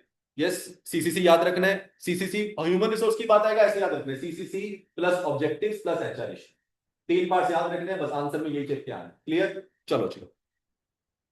Fifth element कौन सा वाला था, एंगेजमेंट परफॉर्मेंस। ये सर अब क्या दोनों में सेम नाम है एंगेजमेंट परफॉर्मेंस का? यस और नो? एसक्यूसी 1 में भी एंगेजमेंट परफॉर्मेंस है और एसए 220 में भी एंगेजमेंट परफॉर्मेंस, तो सेम ही है। तो वो क्या कह रहा है, अब जिन लोगों से एंगेजमेंट परफॉर्मेंस करवानी है वो कौन होएगी, जो टीम हमने यहाँ पे क्या करी है, ह्यूमन रिसोर्स में हम लेके आए हैं, जिस टीम को लेके आए हैं उसकी किसकी बारी आ गई है, परफॉर्म करने की। यही हुआ ना? एचआर ने यहाँ पे हमें हायर करके दे दिया, कौन सा बंदा हायर करके दिया, जिसके पास क्या मिल जाएगा, सी सी सी कैपेबिलिटी थी, ट्रेनिंग वगैरह देके कॉम्पिटेंस, और उसे क्या बढ़ा दी, कमिटमेंट बढ़ा दी। ऐसा बंदा मुझे मिल गया, अब टाइम आ गया उस एंगेजमेंट को परफॉर्म करने का, मतलब प्रैक्टिकल वर्ल्ड में जाने का। चलते हैं लेकिन इनको, जो consistency in the quality of engagement performance as पर एसक्यूसी 1 अचीव्ड थ्रू। तो वो कह रहा है जो भी आपके एंगेजमेंट परफॉर्मेंस में जो कंसिस्टेंसी आएगी एसक्यूसी 1 के, तो वो कैसे अचीव होगी, ऐसे अचीव होगी। पहला, आपको ब्रीफिंग देनी पड़ेगी अपनी एंगेजमेंट टीम्स को फॉर देयर ऑब्जेक्टिव्स। पहले तो उनको बताओ आप उन्हें किस काम के लिए लेके जा रहे हो, ऑब्जेक्टिव दो। उसके बाद उन्हें बताओ कि वो किससे कंप्लाई करना पड़ेगा, एंगेजमेंट के स्टैंडर्ड से। एंगेजमेंट स्टैंडर्ड क्यों लिखा है, क्योंकि हम किसके हिसाब से आंसर पढ़ रहे हैं, एसक्यूसी 1 के। अगर यही आंसर हम 220 के हिसाब से पढ़ेंगे तो यहाँ पे क्या आ जाएगा, ऑडिटिंग स्टैंडर्ड्स बताने पड़ेंगे उसको। क्या समझ आ रहा है, इतनी बात हम रिलेट कर पा रहे हैं? यस। तो पहले हर एंगेजमेंट टीम जिस भी एंगेजमेंट में जाने वाले, एंगेजमेंट वाले यहाँ पे याद रखना कि ये सबकी बात कर रहे हैं एंगेजमेंट, यहाँ लिख लो SA, SRE, SAE, SRS। तो ये जो जितनी भी 4 तरह की एंगेजमेंट्स होती हैं एसक्यूसी 1 में, ये कह रहा है उनकी एंगेजमेंट टीम को उनके ऑब्जेक्टिव्स के बारे में बताओ। उनको बताओ कि आपको अपने एंगेजमेंट के हिसाब से आपको स्टैंडर्ड्स फॉलो करने पड़ेंगे। मतलब अगर आप एसए में हो तो 200 से 700 फॉलो करना, अगर आप एसआरई में हो तो 2400 की सीरीज फॉलो करना, अगर आप एसएई में हो तो 3400 की सीरीज फॉलो करना, अगर आप एसआरएस में हो तो 4400 की सीरीज फॉलो करना। यस और नो? ये बताना पड़ेगा कि आपको स्टैंडर्ड के साथ अप्लाई करना है। फिर एंगेजमेंट सुपरविजन एंड ट्रेनिंग, जहां आपको लगता है उस एंगेजमेंट में उनको सुपरवाइज करने की जरूरत है उनको सुपरवाइज करो, जहां ट्रेनिंग देने की जरूरत है उनको ट्रेनिंग दे दो। फिर मेथड्स ऑफ रिव्यूइंग परफॉर्मेंस, उनकी परफॉर्मेंस को रिव्यू करना, और लास्ट में जो भी उन्होंने काम करा उसको क्या करना, एप्रोप्रिएट डॉक्यूमेंटेशन, आपने जो भी परफॉर्म किया है उसकी करी है नहीं करी है, इस चीज को चेक करना। ये वाला आंसर एंगेजमेंट परफॉर्मेंस का किसके हिसाब से है, एसक्यूसी 1। ध्यान रखना, एसक्यूसी 1 जब भी बात करेगा पूरे ओवरऑल स्टैंडर्ड्स के बेसिस पे बात करेगा। जितने भी तरह की एंगेजमेंट करती है एक फर्म अपने पास से, बिग फोर की बात करो, बिग फोर सारी परफॉर्म करती है, तो सबके लिए बोल रहा है भाई। सब अपने एंगेजमेंट टीम को ब्रीफ करके चलेंगे ऑब्जेक्टिव्स के बारे में, सब बता के चलेंगे कि स्टैंडर्ड्स को फॉलो करके चलना है, सब बता के चलेंगे कि उनको सुपरवाइज किया जाएगा, उनका एक सुपरवाइजिंग हेड है, ट्रेनिंग हेड है, कुछ भी पूछने से पूछेंगे, जो भी उनके पास निकल जाएगी परफॉर्मेंस उसको रिव्यू किया जाएगा, और लास्ट में जो भी आपने काम किया होगा उसको क्या किया जाएगा, डॉक्यूमेंट किया जाएगा। क्लियर है? ये हमने एसक्यूसी 1 के हिसाब से बताया सबको। जैसे ही आंसर किस में कन्वर्ट होगा, एस ए 220 के अंदर, तो हल्का फुल्का क्या चेंज आएगा, बहुत ध्यान से समझ रहे हैं, बहुत इंपॉर्टेंट है कि दोनों अलग अलग लिखे हैं थोड़े से। वो कह रहा है ईपी की रिस्पॉन्सिबिलिटी होती है, ईपी मतलब एंगेजमेंट पार्टनर, एंगेजमेंट पार्टनर की रिस्पॉन्सिबिलिटी है फॉर डीएसआर। यहां पे क्या याद रखना है, एक वर्ड बहुत इंपॉर्टेंट है, डीएसआर, इसको नहीं भूलेंगे, ठीक है? ये याद रखना, जब भी 220 की बात होगी और एंगेजमेंट परफॉर्मेंस की बात होगी तो डीएसआर की बात होगी। कि एंगेजमेंट पार्टनर का काम होता है, उसकी रिस्पॉन्सिबिलिटी होती है डायरेक्शन प्रोवाइड करना, सुपरविजन प्रोवाइड करना, एंड डीएसआर, डीएसपी हो गया यहाँ पे, आर किस में था, आर चैप्टर नंबर 2 में था, सॉरी, डीएसपी करेंगे प्लीज, इसको मैंने गलत लिखा हुआ है। यहाँ पे प्लीज पी कर दीजिए। आर वो स्ट्रेटेजी वाले चैप्टर में था, चैप्टर 2। तो हाँ, ईपी की रिस्पॉन्सिबिलिटी होती है कि उसको डायरेक्शन देना, सुपरवाइज करना एंड परफॉर्मेंस उनकी चेक करना एज पर PRL requirements to and review the ET audit documentation. तो जो हमने ऊपर बात तय करी वही है, उसको कंबाइंड कैसे किया सब। ईपी की रिस्पॉन्सिबिलिटी में डायरेक्शन लिया। डायरेक्शन का मतलब है उन्हें बताना उनके किस ऑब्जेक्टिव की तरफ जाना है। यस और नो, जो ऑब्जेक्टिव होगा वो उनकी डायरेक्शन होगी। वहां ऑब्जेक्टिव यूज किया, यहाँ क्या वर्ड यूज किया, डायरेक्शन यूज किया। डायरेक्शन का मतलब होता है ऑब्जेक्टिव देना कि भाई ये करके देना तूने मुझे, ये डायरेक्शन प्रोवाइड करी। उसको क्या करना है फिर सुपरवाइज, ऊपर भी सुपरवाइज कर रहे थे, यहाँ भी सुपरवाइज करना है। एंड साथ में क्या देखनी है उनकी परफॉर्मेंस किसके हिसाब से होनी चाहिए, एज पर पीआरएल। हमारे ऑडिट के लिए ऑब्जेक्टिव में क्या जरूरी है, पीआरएल का होना। कि हमें ये चेक करना है कि हम उन्हें डायरेक्शन दें, सुपरवाइज करें और उनकी परफॉर्मेंस हमेशा किसके हिसाब से निकाल के लेके आए, प्रोफेशनल, लीगल और रेगुलेटरी रिक्वायरमेंट के हिसाब से निकाल के लेके आए। एंड रिव्यू करें उनकी ईटी ऑडिट डॉक्यूमेंटेशन। तो जो उन्होंने लास्ट में डॉक्यूमेंटेशन बनाई है, इसको रिव्यू करने का काम किसको करना होता है हमारे केस में, हमारे एंगेजमेंट पार्टनर। क्या बात क्लियर है? एंगेजमेंट पार्टनर लिखते हैं, वैसे हमारा सीनियर स्टाफ रिव्यू करता है, पर सीनियर स्टाफ की डॉक्यूमेंटेशन कौन रिव्यू करता होगा, एंगेजमेंट पार्टनर रिव्यू करता होगा, इसलिए इसको ऐसे लिखते हैं। और important point, consultation should take place in difficult और continuous matters from individual without और outside the firm who have the specialised expertise. दूसरा क्या है, कई एरियाज ऐसे होते हैं सीए के जब हम ऑडिट करने जाते हैं जहां पे हम अकेले सफिशिएंट नहीं होते हैं। ठीक है, ऑडिट एक्सपर्ट का स्टैंडर्ड भी है एसए 620, हमारे सिलेबस में नहीं है, इंटर में फाइनल में आएगा। एसए 620 जो ऑडिटर एक्सपर्ट की बात करता है। ऑडिटर को बहुत टाइम पीरियड्स में ऐसा लगेगा कि उसे एक्सपर्ट की जरूरत है। जैसे वैल्यूएशन, अगर आपने गुडविल वैल्यूएट करनी है, हमें नहीं सिखाई जाती एग्जैक्ट गुडविल कैसे वैल्यूएट होती है, इसके लिए वैल्यूएशन एक्सपर्ट्स बने हैं, मैं उनको बुला लूंगा। ठीक है, बहुत सारे हैं, जैसे किसी की फेयर वैल्यू निकालनी है, ठीक है, कि फेयर वैल्यू क्या है इसकी, आज निकाल के दो, आज ही करंट वैल्यू निकाल के दो, इसमें हम एक्सपर्ट नहीं है, मैं किसी फेयर वैल्यू एक्सपर्ट को बुला लूंगा, उससे निकलवा के देख लूंगा। तो ऐसे केस के अंदर बोला भाई कंसल्टेशन जहां पे भी तेरे को लगता है कोई डिफिकल्ट मैटर है, कोई ऐसा मैटर है जो समझ नहीं आ रहा, थोड़ा सा कॉम्प्लेक्स हो रखा है, उस केस में तू किसी भी फर्म को फ्रॉम इंडिविजुअल्स विद इन और आउटसाइड द फर्म क्या कर सकता है, उससे स्पेशलिस्ट एक्सपर्टाइज ले सकता है। मतलब मेरी एंगेजमेंट टीम तो मुझे हैंडल करनी ही करनी है। अगर मैंने कंसल्टेंट्स हैंडल करने की बात सोची थी तो उन्हें भी मुझे क्या करना पड़ेगा, हैंडल करना पड़ेगा। और जो भी इनसे भी निकल के आता है डेटा, क्या उसको भी डॉक्यूमेंट किया जाता है? The answer is yes. Audit documentation में वो भी जाएगा जो ये लोग मुझे क्या करेंगे, अपनी एक्सपर्टीज देके शेयर करेंगे, वो सब भी मैं डॉक्यूमेंट करके चलूंगा। क्या बात क्लियर है? तो ये मेरा आंसर बनता है ऐसे एज पर 220 when it comes to engagement performance. तो एंगेजमेंट परफॉर्मेंस एसक्यूसी 1 के हिसाब से सारे एंगेजमेंट के हिसाब से लिखनी है। 220 में ईपी अपने टीम के बारे में बात करेगा, ईटी मतलब एंगेजमेंट टीम, ईपी मतलब एंगेजमेंट पार्टनर, और साथ में कंसल्टेंट्स ऐड हो जाते हैं। क्लियर है बात? इतना हमारे को थोड़ा सा याद रखना पड़ेगा when it comes to this answer. Human resource में याद रखना नहीं पड़ता, बट ये थोड़ा सा इंपॉर्टेंट है क्योंकि ये सेग्रीगेटेड। ठीक है, इसका आंसर कॉमन था, एथिकल रिक्वायरमेंट का आंसर कॉमन था, इनके कॉमन थे, लेकिन इसका आंसर कॉमन नहीं है और लीडरशिप का आंसर कॉमन नहीं है। क्या बात क्लियर है अब तक? यस, चलिए last sixth element, very important for exam, क्योंकि किसमें 4 पॉइंट्स आते हैं, 5 नंबर का बहुत आसानी से बन जाता है, तो मुझे हमेशा इंपॉर्टेंट लगता है, आया भी नहीं है तो मान के चलेंगे monitoring is a good part. तो कह रहा है सर मॉनिटरिंग हर किसी चीज में एक ही चीज होती है, मॉनिटरिंग आपने जो अब तक परफॉर्म किया, जैसा आप चाह रहे थे, जो पॉलिसी प्रोसीजर आपने बना के रखी हुई थी, अब वो एक्चुअली में वो काम कर भी रही है या वो रिजल्ट दे भी रही है, नहीं दे रही, उसके लिए हमें क्या करनी पड़ेगी, मॉनिटरिंग करनी पड़ेगी, मतलब इवेल्युएट करना पड़ेगा। तो क्या बोला, ऐसा प्रोसेस डिजाइन करो जिससे इंश्योर हो सके जो भी आपने पॉलिसी एंड प्रोसीजर बनाए थे, किसके बेसिस पे, क्वालिटी कंट्रोल सिस्टम के बेसिस पे, क्या वो आज रेलेवेंट भी हैं, एडिक्वेट भी हैं, और क्या वो ऑपरेटिंग इफेक्टिवली काम कर भी रहे हैं या नहीं कर रहे हैं। तो ये 3 चीजें हमारे क्या करनी होती हैं,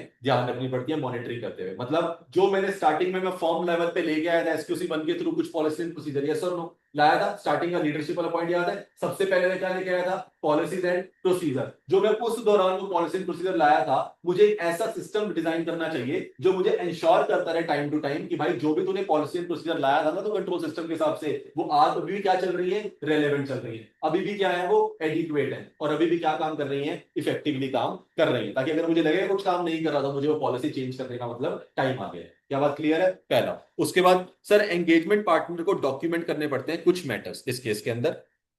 तो जब भी वो मॉनिटरिंग करता है, मॉनिटरिंग के दौरान जो जो निकल के आएगा, मॉनिटरिंग के दौरान उसको लगता है, उसको क्या करना चाहिए, हमेशा उसको डॉक्यूमेंट करना चाहिए, बनता भी है। मॉनिटरिंग में ही तो तेरे को पता चलेगी ना प्रॉब्लम्स कहाँ आ रही है, उन प्रॉब्लम्स को डॉक्यूमेंट करना भी किसका काम है, तेरा ही काम है एंगेजमेंट पार्टनर। तो क्या क्या डॉक्यूमेंट करना है, सारे इश्यूज डॉक्यूमेंट कर, जो भी तेरे को लगता है जहां पे एथिकल रिक्वायरमेंट के साथ तूने क्या नहीं करा, तेरे किसी कंपनी ने, तेरे किसी मेंबर ने क्या नहीं करा, कंप्लायंस नहीं करा, उसको देख और बता तूने उसको कैसे क्या किया हो, रिजॉल्व किया हो। क्या बनता है ये वाला पॉइंट, एथिकल रिक्वायरमेंट मैंने पढ़ा था। बहुत बार ऐसा होगा कोई प्रॉम्प्टली आके बोलेगा सर मैं तो इस कंपनी के साथ जुड़ा हुआ हूं, ऐसे हो सकता है। एक साल में एनुअली जब मैंने रिटर्न कंफर्मेशन ली, उसमें पता चला इस बंदे ने लिखते भेजा मैं तो कंपनी के साथ जुड़ा हुआ था, मैं आपको बताना भूल गया, क्या ये सब हो सकता है? तो ऐसे कुछ भी इश्यूज तेरे को मिले हैं ना during the audit, during the time, तो तुझे क्या कर लेना चाहिए, उसको डॉक्यूमेंट कर लेना चाहिए, और तेरे को साथ में ये भी बताना है कि तुमने उसको क्या किया, रिजॉल्व कर दिया। और एथिकल रिक्वायरमेंट्स को रिजॉल्व करना बहुत जरूरी है, इसीलिए इसके आगे डाला कि उसे रिजॉल्व कैसे किया गया ये बताना भी जरूरी है। ठीक है, इंडिपेंडेंस इतना छोटा मैटर नहीं है, बड़ा मैटर है, एथिकल मैटर है, तो इसको कैसे रिजॉल्व किया गया ये भी बताना आपका फर्ज बनता है। जैसे तो लिखा हुआ है एलिमिनेट कर, कैसे एलिमिनेट किया, इस बंदे को हटा दिया, एंगेजमेंट छोड़ दी, तो ये सारी बातें बतानी भी क्या है, जरूरी होती है। क्या बात समझ आ रही है? यस। दूसरा, कंक्लूजन्स तेरे को बताने हैं सारे के सारे on compliance with the independent requirements in the audit. तो इन्हें एक एथिकल पे अलग पॉइंट रखा हुआ है और एक इंडिपेंडेंस पे इतना अलग बना दिया, तो इसे समझो कि इंडिपेंडेंस की अपने आप में कितनी इंपॉर्टेंट है। एथिकल में हम अगर ऊपर की बात करें तो कौन से वाले पॉइंट आ गए सारे के सारे, फंडामेंटल प्रिंसिपल्स वाले। तूने इंटीग्रिटी मिस हुई होगी तो बता दियो, ऑब्जेक्टिविटी हिट होगी होगी तो बता दियो, प्रोफेशनल कॉम्पिटेंस में नहीं काम करा हो तो बता दियो, कैसे रिजॉल्व करा तो बता दियो। और स्पेशली पॉइंट किसका दिया, इंडिपेंडेंस रिक्वायरमेंट का। अगर तेरे को लगता है कहीं पे भी इस कंप्लायंस में प्रॉब्लम आई होगी इंडिपेंडेंस के, तो भी तेरे को क्या करके चलना है, उसको डॉक्यूमेंट करके चलना है, उसके किसको, कंक्लूजन्स को। क्या बात क्लियर है? यस। तीसरा, सारे के सारे कंक्लूजन और किसके आए होंगे, देखो वही पॉइंट आ रहे हैं ऊपर पढ़ के आए। सेकंड पॉइंट देखो, लीडरशिप का कोई कंक्लूजन नहीं होता। ठीक है, लीडरशिप का मतलब होता है प्रमोट करना, उसमें तो कुछ कंप्लायंस निकल के आएगा ही नहीं। कंप्लायंस निकले कहाँ आएगा, पहला इशू कहाँ निकल के आएगा, एथिकल रिक्वायरमेंट में। उसके नीचे चलो कौन सा टॉपिक है पेज पे, इंडिपेंडेंस। उसके नीचे चलो कौन सा टॉपिक है पेज पे, एक्सेप्टेंस एंड कॉन्टिन्यूस। मतलब सेकी के टाइम पे, इंटीग्रिटी के टाइम पे तेरे को कुछ मैटर निकल के आया और फिर भी लिखा हुआ है ना कि आगे तुमने फिर भी सोचा कि मैं कर लेता हूँ इसको एक्सेप्ट, तो क्या करने पड़ते हैं, उनको डॉक्यूमेंट करना पड़ता है। वो डॉक्यूमेंटेशन तेरे को मॉनिटरिंग में करनी पड़ेगी। लास्ट में nature and scope of consultation. तो यहां से हमने जो भी लास्ट पढ़ा, किसकी जरूरत पड़ती है हमारे को, कंसल्टेशन की। क्या इन कंसल्टेशन को मैंने यहाँ पे लिखा नहीं है डॉक्यूमेंट, क्यों नहीं लिखा, क्योंकि वो डॉक्यूमेंट कहाँ करनी पड़ती है, मॉनिटरिंग में करनी पड़ती है। तो ये चारों पॉइंट वही है जो ऊपर से आपको ऑर्डर याद रखना है। जब भी मॉनिटरिंग की बात आएगी मुझे बस इतना वर्ड लिखना है, एक प्रोसेस डिफाइन किया जाता है जिसके अंदर मैं ये चेक करता हूँ कि पॉलिसीज एंड जो प्रोसीजर है मेरी वो एडिक्वेटली काम कर रही है, रेलिवेंट होनी चाहिए और ऑपरेटिंग इफेक्टिव होनी चाहिए। इतनी याद रख के चलनी है टर्म। इसके बाद जब वो बोलेगा क्या क्या डॉक्यूमेंट होता है, अपनी इस वाली आंसर शीट में जाओ, 6 पेज है आपके, लीडरशिप में कुछ नहीं होता। फिर आ जाओ सेकंड पे, क्या है लिखा हुआ हेडिंग, एथिकल रिक्वायरमेंट्स। उसको कंसल्ट, उसको क्या है यहाँ पे वर्ड क्या याद रखना है, कंक्लूजन। जो भी कंक्लूजन निकले वो एथिकल के, उसको रिकॉर्ड कर, कैसे रिजॉल्व करा वो रिकॉर्ड कर। थर्ड, जो भी तेरा एक्सेप्टेंस एंड कॉन्फिडेंस के टाइम पे तूने कंक्लूजन निकाले उसको रिकॉर्ड कर ले। और लास्ट में जब भी तू कंसल्टेंट से बात करेगा, उनका क्या निकल के आया, उनका स्कोप वगैरह क्या था, क्या तूने चेक करवाया, क्या उन्होंने बोला, वो सब कुछ भी क्या कर ले, तू रिकॉर्ड कर ले। तो बस ये वर्ड्स जो आपके हैं ये एक एक नंबर है, 4 नंबर इसके, 1 नंबर इसका, 5 नंबर का एग्जैक्ट क्वेश्चन बनता है पेपर। क्लियर बात? यस। तो यहाँ पे हमारा टॉपिक कौन सा खत्म हो जाता है, एलिमेंट्स ऑफ, पूरा का पूरा सारा जो भी हमने SQC1 और एस तरह से 220 क्वालिटी कंट्रोल के सारे एलिमेंट्स खत्म हो गए। क्लियर? यस। पक्का पक्का यहां तक? चलो जी,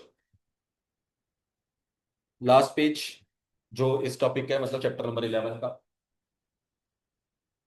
बहुत ही बड़े बंदे की बात करेंगे, बहुत ही अच्छा बंदा, जो हमारे पास पूरा टॉपिक तो नहीं है लेकिन एक ऐसा बंदा जो यहीं पे बस इतना ही है हमारे टॉपिक में, इसके ऊपर एक पूरा टॉपिक होता था, हमें फाइनल में हट चुका है फाइनल से भी, जिसको बोला जाता था peer review and engagement quality control review. अपने आप में 16 नंबर का टॉपिक आता था पहले, अब हट चुका है।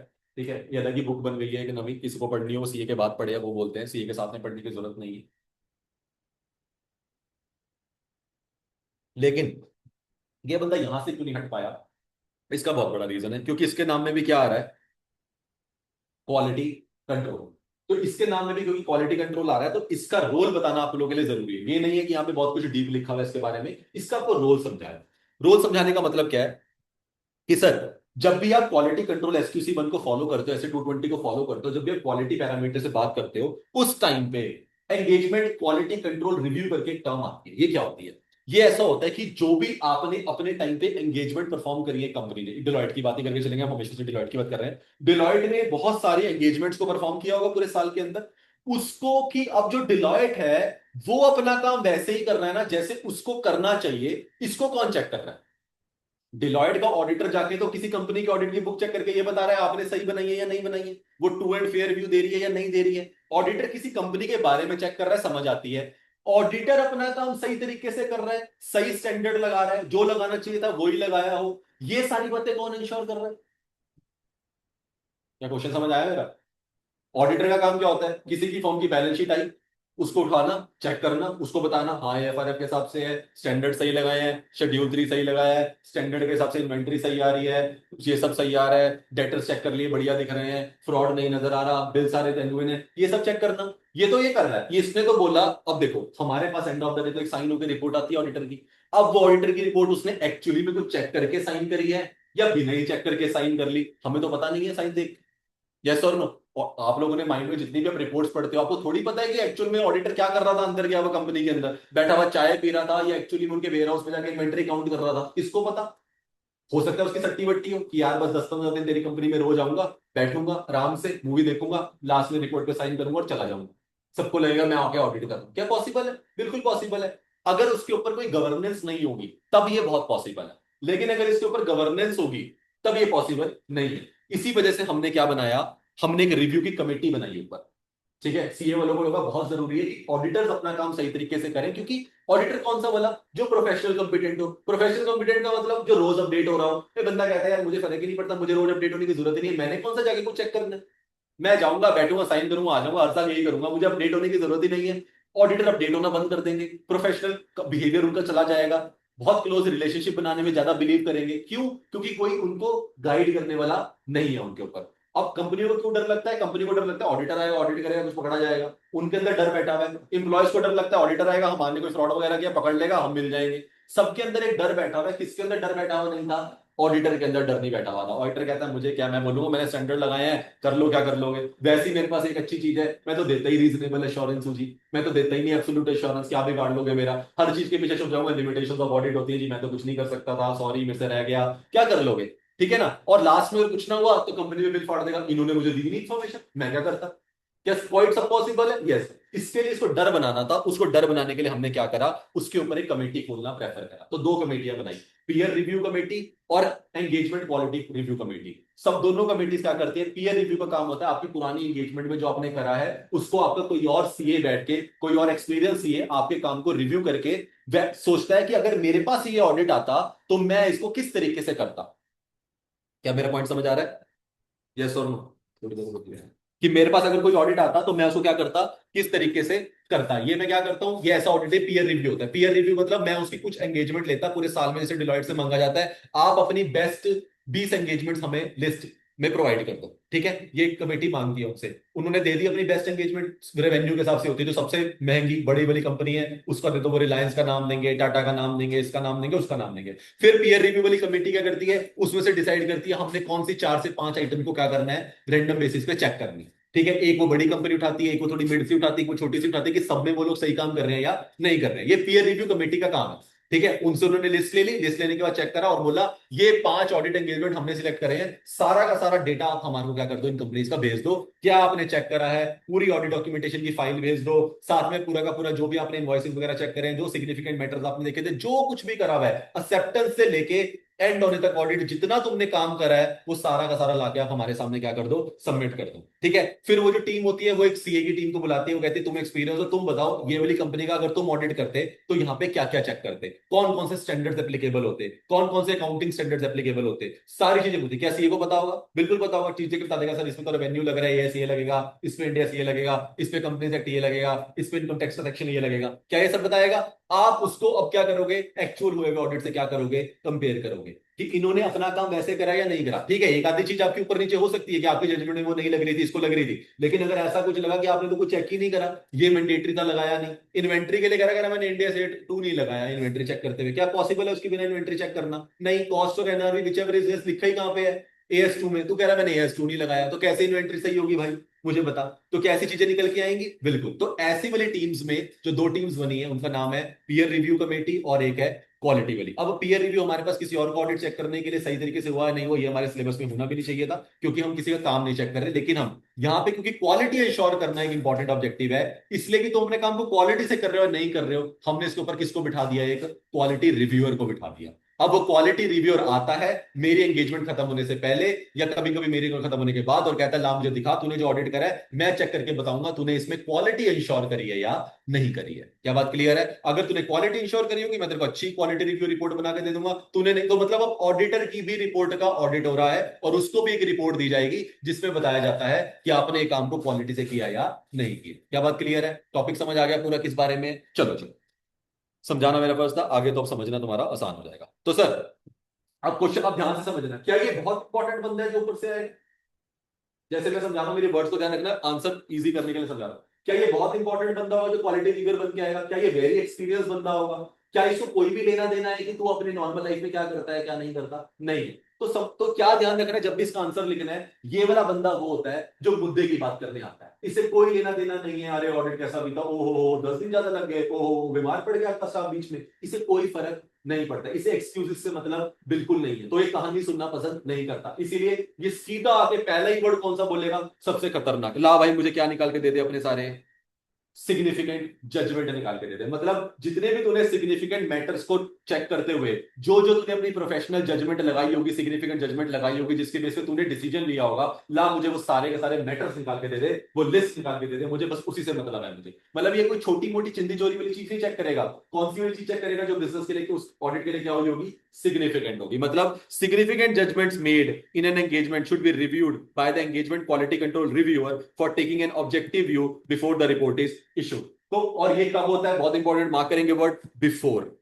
तो आपकी ऑडिट की रिपोर्ट जाने से पहले ये वाला बंदा आपकी कंपनी में आएगा, आने के बाद ये वाला बंदा आपका जो आपने ऑडिट परफॉर्म किया हुआ है, अभी जो आपकी रिपोर्ट देने वाले हो उसको चेक करेगा, और उसमें आपकी दी हुई सारी की सारी लगाई हुई किसको चेक करेगा? सिग्निफिकेंट जजमेंट को चेक करेगा कि आपने जो भी जजमेंट लगाई है क्वालिटी को लेकर, जहां जहां भी मुझे लग रही है क्वालिटी वाली लगाई है या नहीं लगाई है। क्या बात क्लियर है? पहला ये चेक करेगा। दूसरा, the review does not reduce the responsibilities of the engagement partner. बहुत इंपॉर्टेंट बात है। एंगेजमेंट पार्टनर कल ये नहीं बोल सकता सर मैंने तो अपना काम किया था और उसको चेक करवा लिया था, रिव्यूअर को देखना होता तो वो कुछ देख लेता, मिस हो गया तो मेरी थोड़ी कोई गलती है, रिव्यूअर ने क्यों नहीं पकड़ा? ठीक है, आप अपनी रिस्पॉन्सिबिलिटीज क्या नहीं कर सकते हो? रिड्यूस नहीं कर सकते हो ये सोच के कि रिव्यूअर ने रिव्यू तो करना ही है, वो पकड़ेगा तो ठीक है, नहीं पकड़ेगा तो मेरा क्या, मैं तो रिव्यूअर के नाम पे बिल फाड़ दूंगा। ऐसा अलाउड नहीं है। आप ही रिस्पॉन्सिबल रहोगे, रिव्यूअर एक्स्ट्रा वाला बंदा है, आपका मेन बंदा नहीं है। क्या बात क्लियर है? हो सकता है रिव्यूअर को कुछ नाम मिले, बट अगर उससे कल आप फंस जाते हो तो आप रिव्यूअर के नाम पे क्या नहीं कर सकते हो? बच नहीं सकते हो। Am I clear? Yes. तीसरा, EQCR is mandatory for, very important for all the listed entities। जो भी, क्योंकि ये इसीलिए जरूरी इसलिए क्योंकि लिस्टेड एंटिटीज वो है जहां लोगों ने पैसा लगा रखा है। तो जिन कंपनीज में लोग पैसा लगा सकते हैं उन कंपनीज का तो क्वालिटी रिव्यू होना मैंडेटरी होना ही चाहिए। तो ये याद ही रहेगी। और for other engagements firm should device the criteria. ऐसा नहीं लिखा हुआ कि अदर एंगेजमेंट क्वालिटी रिव्यू करवा नहीं सकती, वो करवा सकती है। अपना उन्होंने क्राइटेरिया डिफाइन करना होता है कि मान लेते क्राइटेरिया मैंने क्या डिफाइन करा, अगर मेरे पास कोई 250 करोड़ से ऊपर की कंपनी आएगी, चाहे वो लिस्टेड भी ना हो, मैं क्या करवाऊंगा? उसका क्वालिटी रिव्यू करवाऊंगा। तो मैंने अपना एक क्राइटेरिया दे रखा है, उसके बेसिस से मैं चाहूं तो क्वालिटी रिव्यू को बुला के अपना रिव्यू करवा सकता। क्या बात क्लियर है? देखो काफी कंपनीज अच्छी होती है, मुझे लगता है यार क्वालिटी रिव्यू करवा लेते हैं, कुछ भी छोटा मोटा रह गया होगा तो वो बता देगा हमारे को आके। तो पॉजिटिव तरीके से लेने वाली कंपनी हमेशा क्या करती है? अपना क्राइटेरिया सेट करके चलती है। तो ये 3 पॉइंट सबसे पहले आपको याद रखने, जब किसकी बात होगी? EQCR की बात होगी। तो सबसे पहले वो आपसे कोई छोटे मोटे बारे में बातें करने नहीं आएगा। क्या दिखने आएगा? सीधा सिग्निफिकेंट जजमेंट जो आपने यूज करी थी क्वालिटी को ऑडिट करते हुए वो बता दे। और आप क्या करेगा? वो किससे पहले चेक करेगा? वो जब आपने रिपोर्ट इशू करने से पहले चेक करेगा। आपकी रिस्पॉन्सिबिलिटी रिड्यूस होती है इससे ईपी की? ईपी की कोई रिस्पॉन्सिबिलिटी रिड्यूस नहीं होती। क्या ये मैंडेटरी होता है लिस्टेड के लिए? यस। पर क्या और कोई करवा ही नहीं सकता? नो, करवा सकता है जब वो अपने क्या कर देगा? क्राइटेरिया बता देगा। क्या बात क्लियर है? यस। अब क्वेश्चन कैसा आता है इसके ऊपर? ऐसा कि सर कैसे, पहले क्या होता है, इनका स्टेप क्या है? सबसे पहले क्या की जाती है QCR की? अपॉइंटमेंट की जाती है। Appointment of engagement quality control review. सबसे पहले ये भी बोलता है यार क्वालिटी कंट्रोल के रिव्यू आपको आपकी अपॉइंटमेंट कर लो, हमारा ऑडिट खत्म होने वाला है, रिपोर्ट इशू करने से पहले से क्या करवानी पड़ेगी? चेकिंग करवानी पड़ेगी। तो जब आपका एक थोड़ा सा ऑडिट पास आने वाला होता है खत्म होने के, तब आप इसकी क्या कर लेते हो? अपॉइंटमेंट कर लेते हो। कर ली। अब इसके साथ क्या डिस्कशन होगी? सिर्फ सिग्निफिकेंट मैटर्स पे, क्योंकि सिग्निफिकेंट मैटर्स में ही क्या लगी होंगी? मेरी सिग्निफिकेंट जजमेंट्स लगी होंगी। तो सिग्निफिकेंट मैटर्स पे जितनी भी हुई हैं अराइजिंग ड्यूरिंग द ऑडिट, इसके साथ मुझे क्या करनी पड़ेगी? डिस्कस करनी पड़ेगी। सर मुझे ना ये बड़े बड़े मैटर्स मिले, मुझे छोटे मोटे मैटर के लिए आपको तंग नहीं करना, बहुत बड़े बंदे हो, आई नो, बस मुझे आपसे हेल्प चाहिए। मेरे सिग्निफिकेंट मैटर्स कुछ निकल के आए हैं। कहां से निकल के आए थे सिग्निफिकेंट मैटर? सबसे पहले स्टैकी से, स्टैकी का एस हमने पढ़ा था एक्सेप्टेंस एंड कॉन्टिन्यूस के टाइम पे, वहां से। तो मैंने बोला सर वो मैटर्स आए हैं, एक बार उस पे नजर मार लो, अगर उसमें आपको कुछ नहीं मिला ना तो बाकी ऑडिट तो मुझे पता है मैंने सही करा है, तो मैं बस उसे वो चेक करवाना चाहता हूँ। सबसे इंपॉर्टेंट मुद्दे मैं इससे चेक करवाना चाह रहा होता हूँ, तो उसमें मैंने क्वालिटी थोड़ी मिस कर दी। क्या बात क्लियर है? यस। तीसरा वाला, नॉट डेटिंग रिपोर्ट, मतलब not dating the auditors report until the completion of the quality review. मतलब आपको कभी भी अपनी रिपोर्ट पे तब तक डेट नहीं डालनी है जब तक उसका क्या खत्म नहीं हो जाता? क्वालिटी कंट्रोल रिव्यू खत्म नहीं हो जाता। क्योंकि अभी हम पढ़ के आए हैं बिफोर द ऑडिट रिपोर्ट जो क्या करना होता है? आपको कंप्लीट करना होता है। जब ये पहले कंप्लीट होगा उसी के बाद आपकी ऑडिट रिपोर्ट क्या होगी? इशू की जाएगी। उससे पहले इसको डेट डालने की जरूरत इस पे नहीं होती। डेट डालने का मतलब तो हो गया इस दिन पे इशू हो गई है, जब तक कंप्लीट नहीं हुआ तब तक तो डेट बनती ही नहीं है। तो बोला था not dating the audit report. Clear बात? सबसे पहले क्या किया जाता है उसको? वो बहुत बार आया 3 नंबर में। कौन किसके लिए आता है? सिग्निफिकेंट मैटर के लिए आता है। फिर क्या कैसे आता है? पहले उसकी अपॉइंटमेंट होती है, क्या डिस्कस होते हैं उससे? सिर्फ सिग्निफिकेंट मैटर्स। और क्या ऑडिट रिपोर्ट को पहले इशू कर सकते हैं? The answer is no sir. यहां तक तो इन्होंने क्वेश्चन दिया टोटल 3 मार्क्स का, और एक्चुअली में क्वेश्चन पेपर में आया हुआ है 5 मार्क्स का। 2 मार्क्स कहां से लेके आए? ऐसा प्रॉब्लम बहुत बार आई है। सर 3 मार्क्स कैसे? वो कहते हैं क्वालिटी कंट्रोल रिव्यू की कहानी बता दो वो कैसे आता है। बस इतना बताना होता है, बता दिया। अपॉइंटमेंट करी, डिस्कशन करी, और कहीं ना कहीं रिपोर्ट नहीं दी, ये तो 3 नंबर मिले। अब उसने एक लाइन लिख दी क्वेश्चन के अंदर कि जब EQCR ने ये मैटर्स को चेक करते हुए डिस्कस किया, उसके दौरान उसने अपनी कुछ ऑब्जर्वेशंस करी, जिससे क्या हो गया, दोनों के बीच में कंफ्लिक्ट आ रहा है। EQCR को लगता है आपको ऐसे नहीं ऐसे करना चाहिए था, ऑडिटर कह रहा है नहीं यार मैंने भी ऑडिट पढ़ा है इतना, तो मेरा स्टैंडर्ड यही करने को बोलता है, मैं तो यही करूंगा। दोनों के बीच में क्या राइज हो गया? डिफरेंस ऑफ ओपिनियन आ गया। एक बंदा बोल रहा है ऐसे नहीं होना चाहिए था, दूसरा बोल रहा है ऐसे नहीं होना चाहिए था। ऑडिटर करवाता तो इसलिए कि वो उसके साथ उसकी बात मान ले, लेकिन अब बताओ अगर मैंने पढ़ाई करी और मेरे को पता है लॉ यही करने को बोलता है, मैंने वही करा है, फिर क्या मेरे लिए कंपलसरी है EQCR की बात मानना? नहीं भाई, होगा तो कोई बहुत बड़ा बंदा, बट अगर तू गलत बोल रहा है तो गलत बोल रहा है, मैं तेरी बात गलत में नहीं मानूंगा, सही बोलेगा तो मैं मान लूंगा। यस और नो? तो क्या डिफरेंस ऑफ ओपिनियन आ सकता है? The answer is yes. दो बड़े बड़े बंदे मिलते हैं तो आता ही है। तो क्या लिखा हुआ है? अगर कभी डिफरेंस ऑफ ओपिनियन अराइज हो जाए एंगेजमेंट पार्टनर के बीच में या क्वालिटी कंट्रोल रिव्यूअर के बीच में, तो हमेशा ये नहीं बताया क्या करना है, सिंपल लिखा हुआ है उसके लिए पहले से क्या करनी होती है, लिखी हुई फॉलो करनी होती है आपको। फॉर्म्स ने पहले से कुछ पॉलिसीज एंड प्रोसीजर बनाए होते हैं,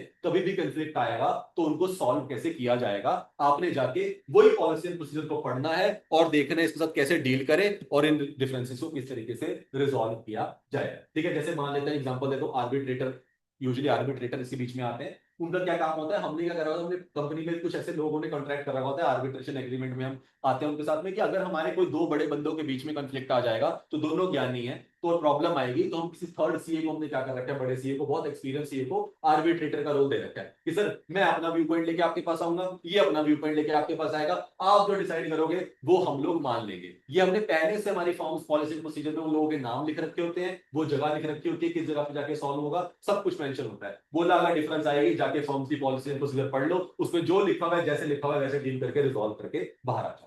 क्लियर? कैसे करना है क्या करना है हमें कुछ नहीं पता है, बस हर फॉर्म अपनी पॉलिसी अपने हिसाब से बनाती है, हर किसी को अपना तरीका है। मान लो कहते हैं हम एक और क्वालिटी कंट्रोल रिव्यू है, ओवर एक्सपीरियंस, उसको रख रखा है, अगर छोटे वाले से प्रॉब्लम आया दोनों मिलकर उसके पास जाएंगे, वो जो बोलेगा वो मान लेंगे, तो this is called as a dealing करना। ठीक है, तो इसको डील करो ठीक कर लो। क्या बात क्लियर है? तो ये टोटल ऐसे बनेगा 5 नंबर का आंसर। सिग्निफिकेंट मैटर के लिए आएंगे भाई साहब, लिस्टेड एंटिटी के लिए मैंडेटरी माने जाएंगे भाई साहब, अपनी रिस्पॉन्सिबिलिटी रिड्यूस नहीं कर सकते आप, अपॉइंटमेंट आपको करनी पड़ेगी, इसकी खुद लानी पड़ेगी, ईपी को फाइंड करना पड़ेगा आगे इसको, उससे डिस्कस करो सिग्निफिकेंट मैटर, रिपोर्ट में रेट मत डाल देना उससे पहले, अगर डिफरेंस आएगा आपको लाइन लिख के आनी पड़ेगी, follow the firm's policy and procedure to deal and resolve the issues, तब जाके टोटल कितने नंबर मिलेंगे? 5। क्लियर है बात मेरी? यस, बहुत बढ़िया। लास्ट टॉपिक मार्क करेंगे, इंपॉर्टेंट। प्रोफेशनल स्केप्टिज्म क्या होता है? पूरा का पूरा बहुत प्यारा टॉपिक है, 5 नंबर के लिए मैंने लिखा हुआ है, इतना ही लिखना होता है, 4 से 5 नंबर मिल जाएंगे आपको बहुत आसानी से। Chaitanya, are you listening? मेरे को कोई रिस्पॉन्स नहीं आया आपकी साइड से। Is it clear for now?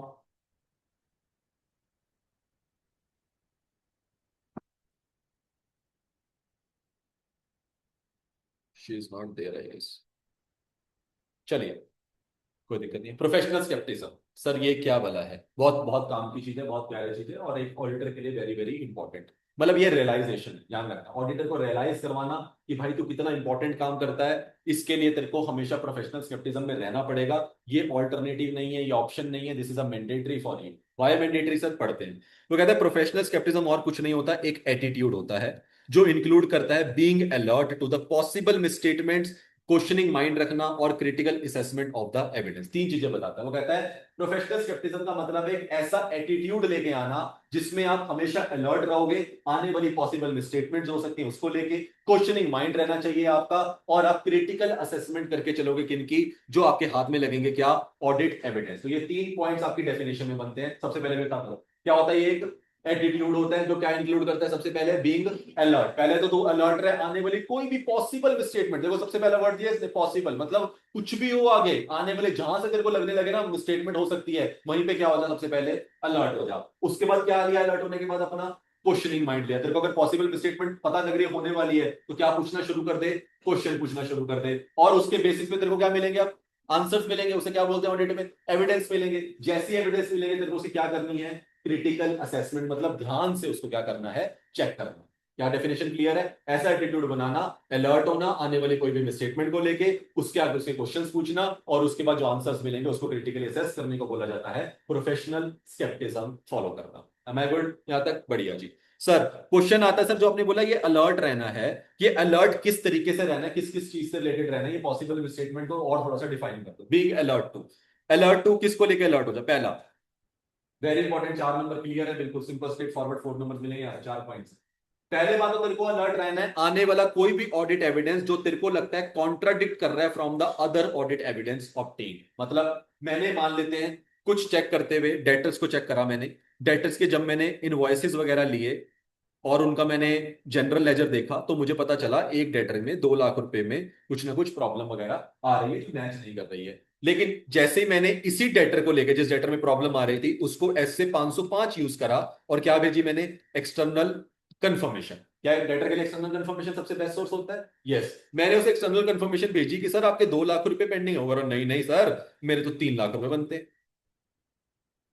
मैंने दो ऑडिट एविडेंस के तरीकों से जब एक ही चीज को चेक करता हूं और दोनों में क्या आ जाती है, कॉन्ट्राडिक्शन। अगर आपको कभी भी आपने दो चीजों से किसी चीज को चेक करा एंड यू फील लाइक आपके ऑडिट एविडेंस कॉन्ट्राडिक्ट कर रहे हैं, आपका समझ जाना क्या होने का टाइम आ गया है, अलर्ट होने का टाइम आ गया है। एक एविडेंस से दोनों से सेम मिल गया तो समझ लेना हाँ यही प्रॉब्लम है। लेकिन अगर ऐसा नहीं है, यहां से क्या बुआ आ रही है कि पता नहीं और कितने डेटर्स के बारे में झूठ बोल रखा होगा। क्या पॉसिबल है?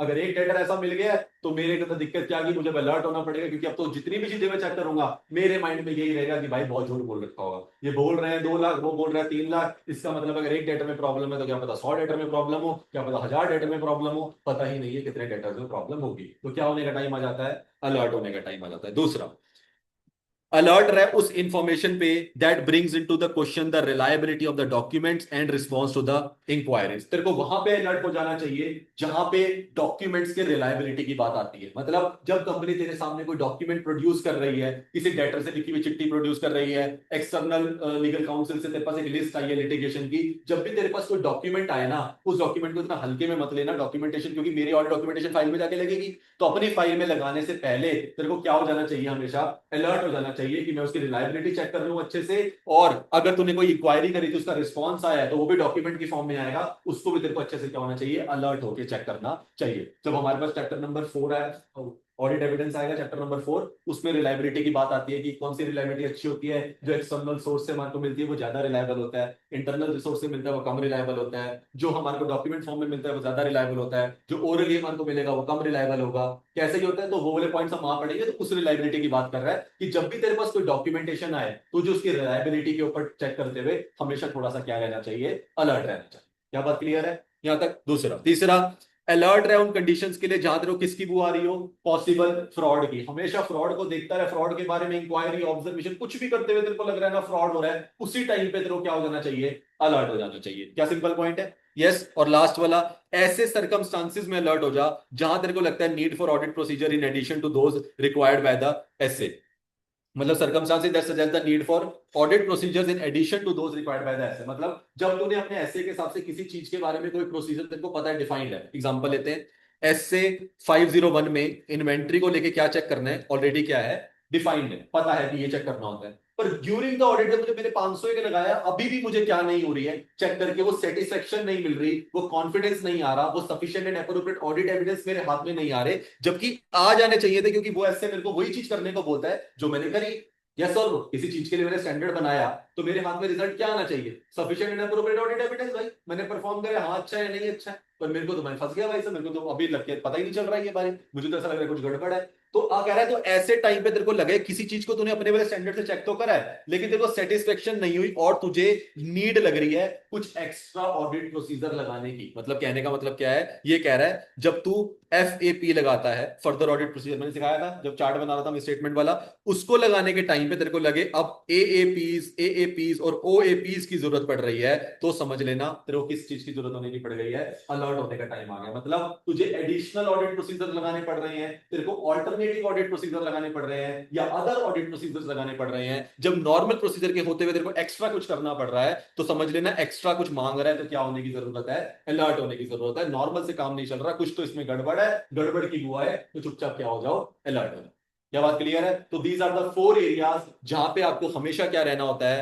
अलर्ट रहना होता है। तो क्वेश्चन किसी तरीके से भी आ सकता है, प्रोफेशनल स्केप्टिसिज्म एक्सप्लेन करने को बोलेगा तो ये लिखना है कहां कहां पे अलर्ट हो गया है, ये लिखना है, या फिर कैसे उसका रिस्क रिड्यूस कर दिया जाता है। अब हम इसके आगे पढ़ने वाले हैं। क्या बात क्लियर है? तो किसी भी तरीके से टोटल वैसे 5 नंबर का इतना क्वेश्चन आता है, क्या होती है और किस केसेस में अलर्ट रहना होता है। नंबर 1 क्या होती है और कैसे रिड्यूस की जाती है। नंबर 2 तो ये इसके साथ में इन दोनों को किसी भी वेरिएबल में क्या करता है, लेके पूछ लेता है आपसे। टोटल 4 से 5 नंबर।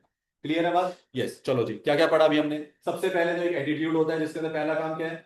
अलर्ट हो जाना किसी भी पॉसिबल मिस स्टेटमेंट के लिए। दूसरा क्या? माइंड क्वेश्चनिंग माइंड शुरू कर दो। तीसरा क्रिटिकल असेसमेंट करने लग जाओ। उसके लिए अलर्ट होने के टाइम पे सबसे पहले कौन से ऑडिट एविडेंस जो क्या कर रहे हो आपस में कॉन्ट्राडिक्ट कर रहे हो, उनके लिए अलर्ट हो जाओ। फिर ऐसी इंफॉर्मेशन जिसके अंदर तेरे को किस पे आ रही हो, रिलायबिलिटी ऑफ डॉक्यूमेंट्स क्वेश्चन में आ रहा हो, उस पे अलर्ट हो जाओ। फिर कुछ ऐसे कंडीशंस जो किसको दिखा रही हो, फ्रॉड पता चल रहा है। और लास्ट में ऐसे सर्कमस्टांसेस जहां पे तेरे को कुछ और ऑडिट प्रोसीजर लगाने पड़ रहे हैं जो तूने नॉर्मल प्रोसीजर लगाने थे उसके अलावा, तो समझ लेना किसका टाइम आ गया है, अलर्ट होने का टाइम आ गया। क्लियर है? मैंने सिर्फ उतना ही लिखा है जितना आपको पेपर में लाइन लिखने की जरूरत है, इससे ज्यादा लाइन मिलेगी आपको अपने उसमें, बट मैंने इसको छोटा करके जितना लिखा हुआ है उतना आपको पढ़ के इजीली जा सकते हैं। ठीक है।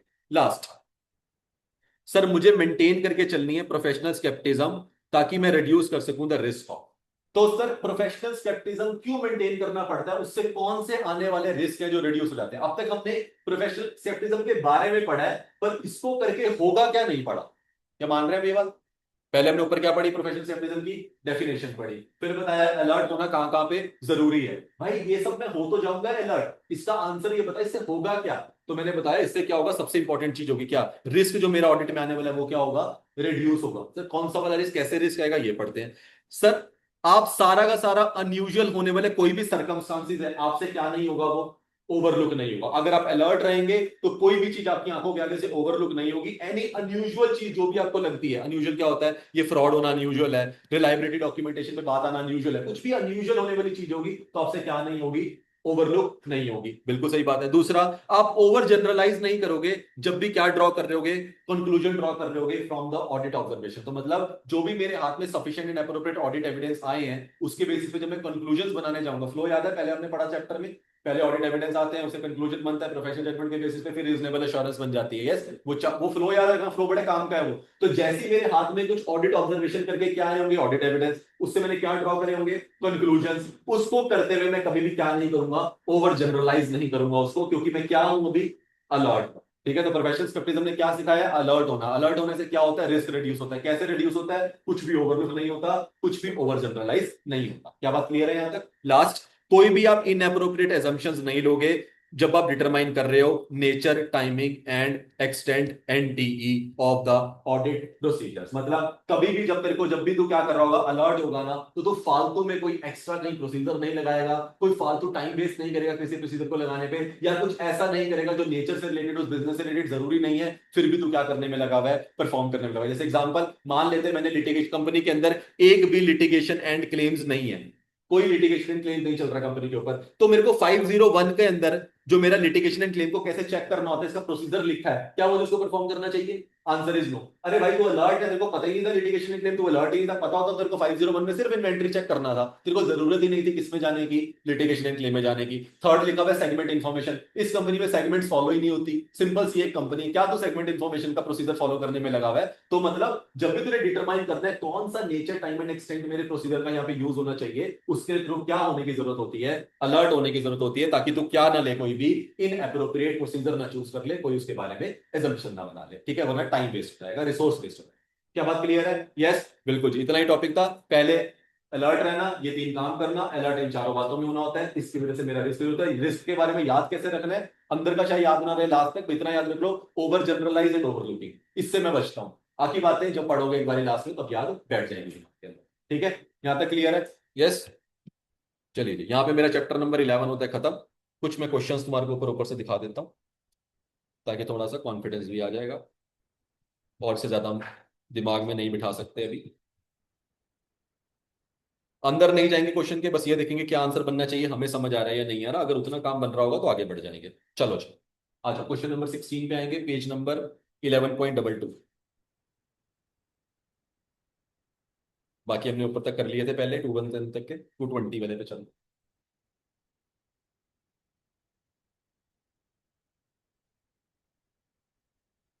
चले। CAN एंगेजमेंट पार्टनर एक is planning for audit of the large company का ऑडिट प्लान कर रहा है। वो कह रहा है मेरा as a part of preliminary engagement activity, ये जो PEA है ना, ये चैप्टर नंबर 2 में आता है। ठीक है, ये पढ़ेंगे जब चैप्टर नंबर 2 में जाएंगे। अभी के लिए बस इतना समझ लो, नाम से प्रीलिमिनरी एंगेजमेंट एक्टिविटी, मैंने एक ऑडिटर के एक कंपनी के साथ एंगेज होना है, उससे पहले जो मैं एक्टिविटीज करता हूं उसे क्या बोलते हैं? Preliminary engagement activities. मतलब ऐसे 210 वाली एक्टिविटीज को ये बोल रहा है। ये being performed in this regard, he wants to ensure that the compliance with the, very important, he wants to ensure that the compliance with the independence requirements is at. वो कह रहा है कि मुझे ये देखना है कि भाई क्या मेरा इंडिपेंडेंस रिक्वायरमेंट जो भी होती है क्या मैं उसका कंप्लाई कर पा रहा हूं या नहीं कर पा रहा हूं। How shall he form a conclusion that the audit form compliance with the independence requirements. उसे ये देखना है कि भाई क्या फॉर्म अपनी सारी की सारी कंप्लाई कर रही है इंडिपेंडेंस रिक्वायरमेंट के हिसाब से या नहीं कर रही है। कौन सा वाला आंसर आएगा? एज पर SQC वन वाला जो पूरा ब्लॉक था इधर इंडिपेंडेंस को लेके, यस और नो? पहले पूरी की पूरी पॉलिसी प्रोसीजर क्या कर दो, कम्युनिकेट कर दो। ठीक है ना, आपने चेक करना है आपने।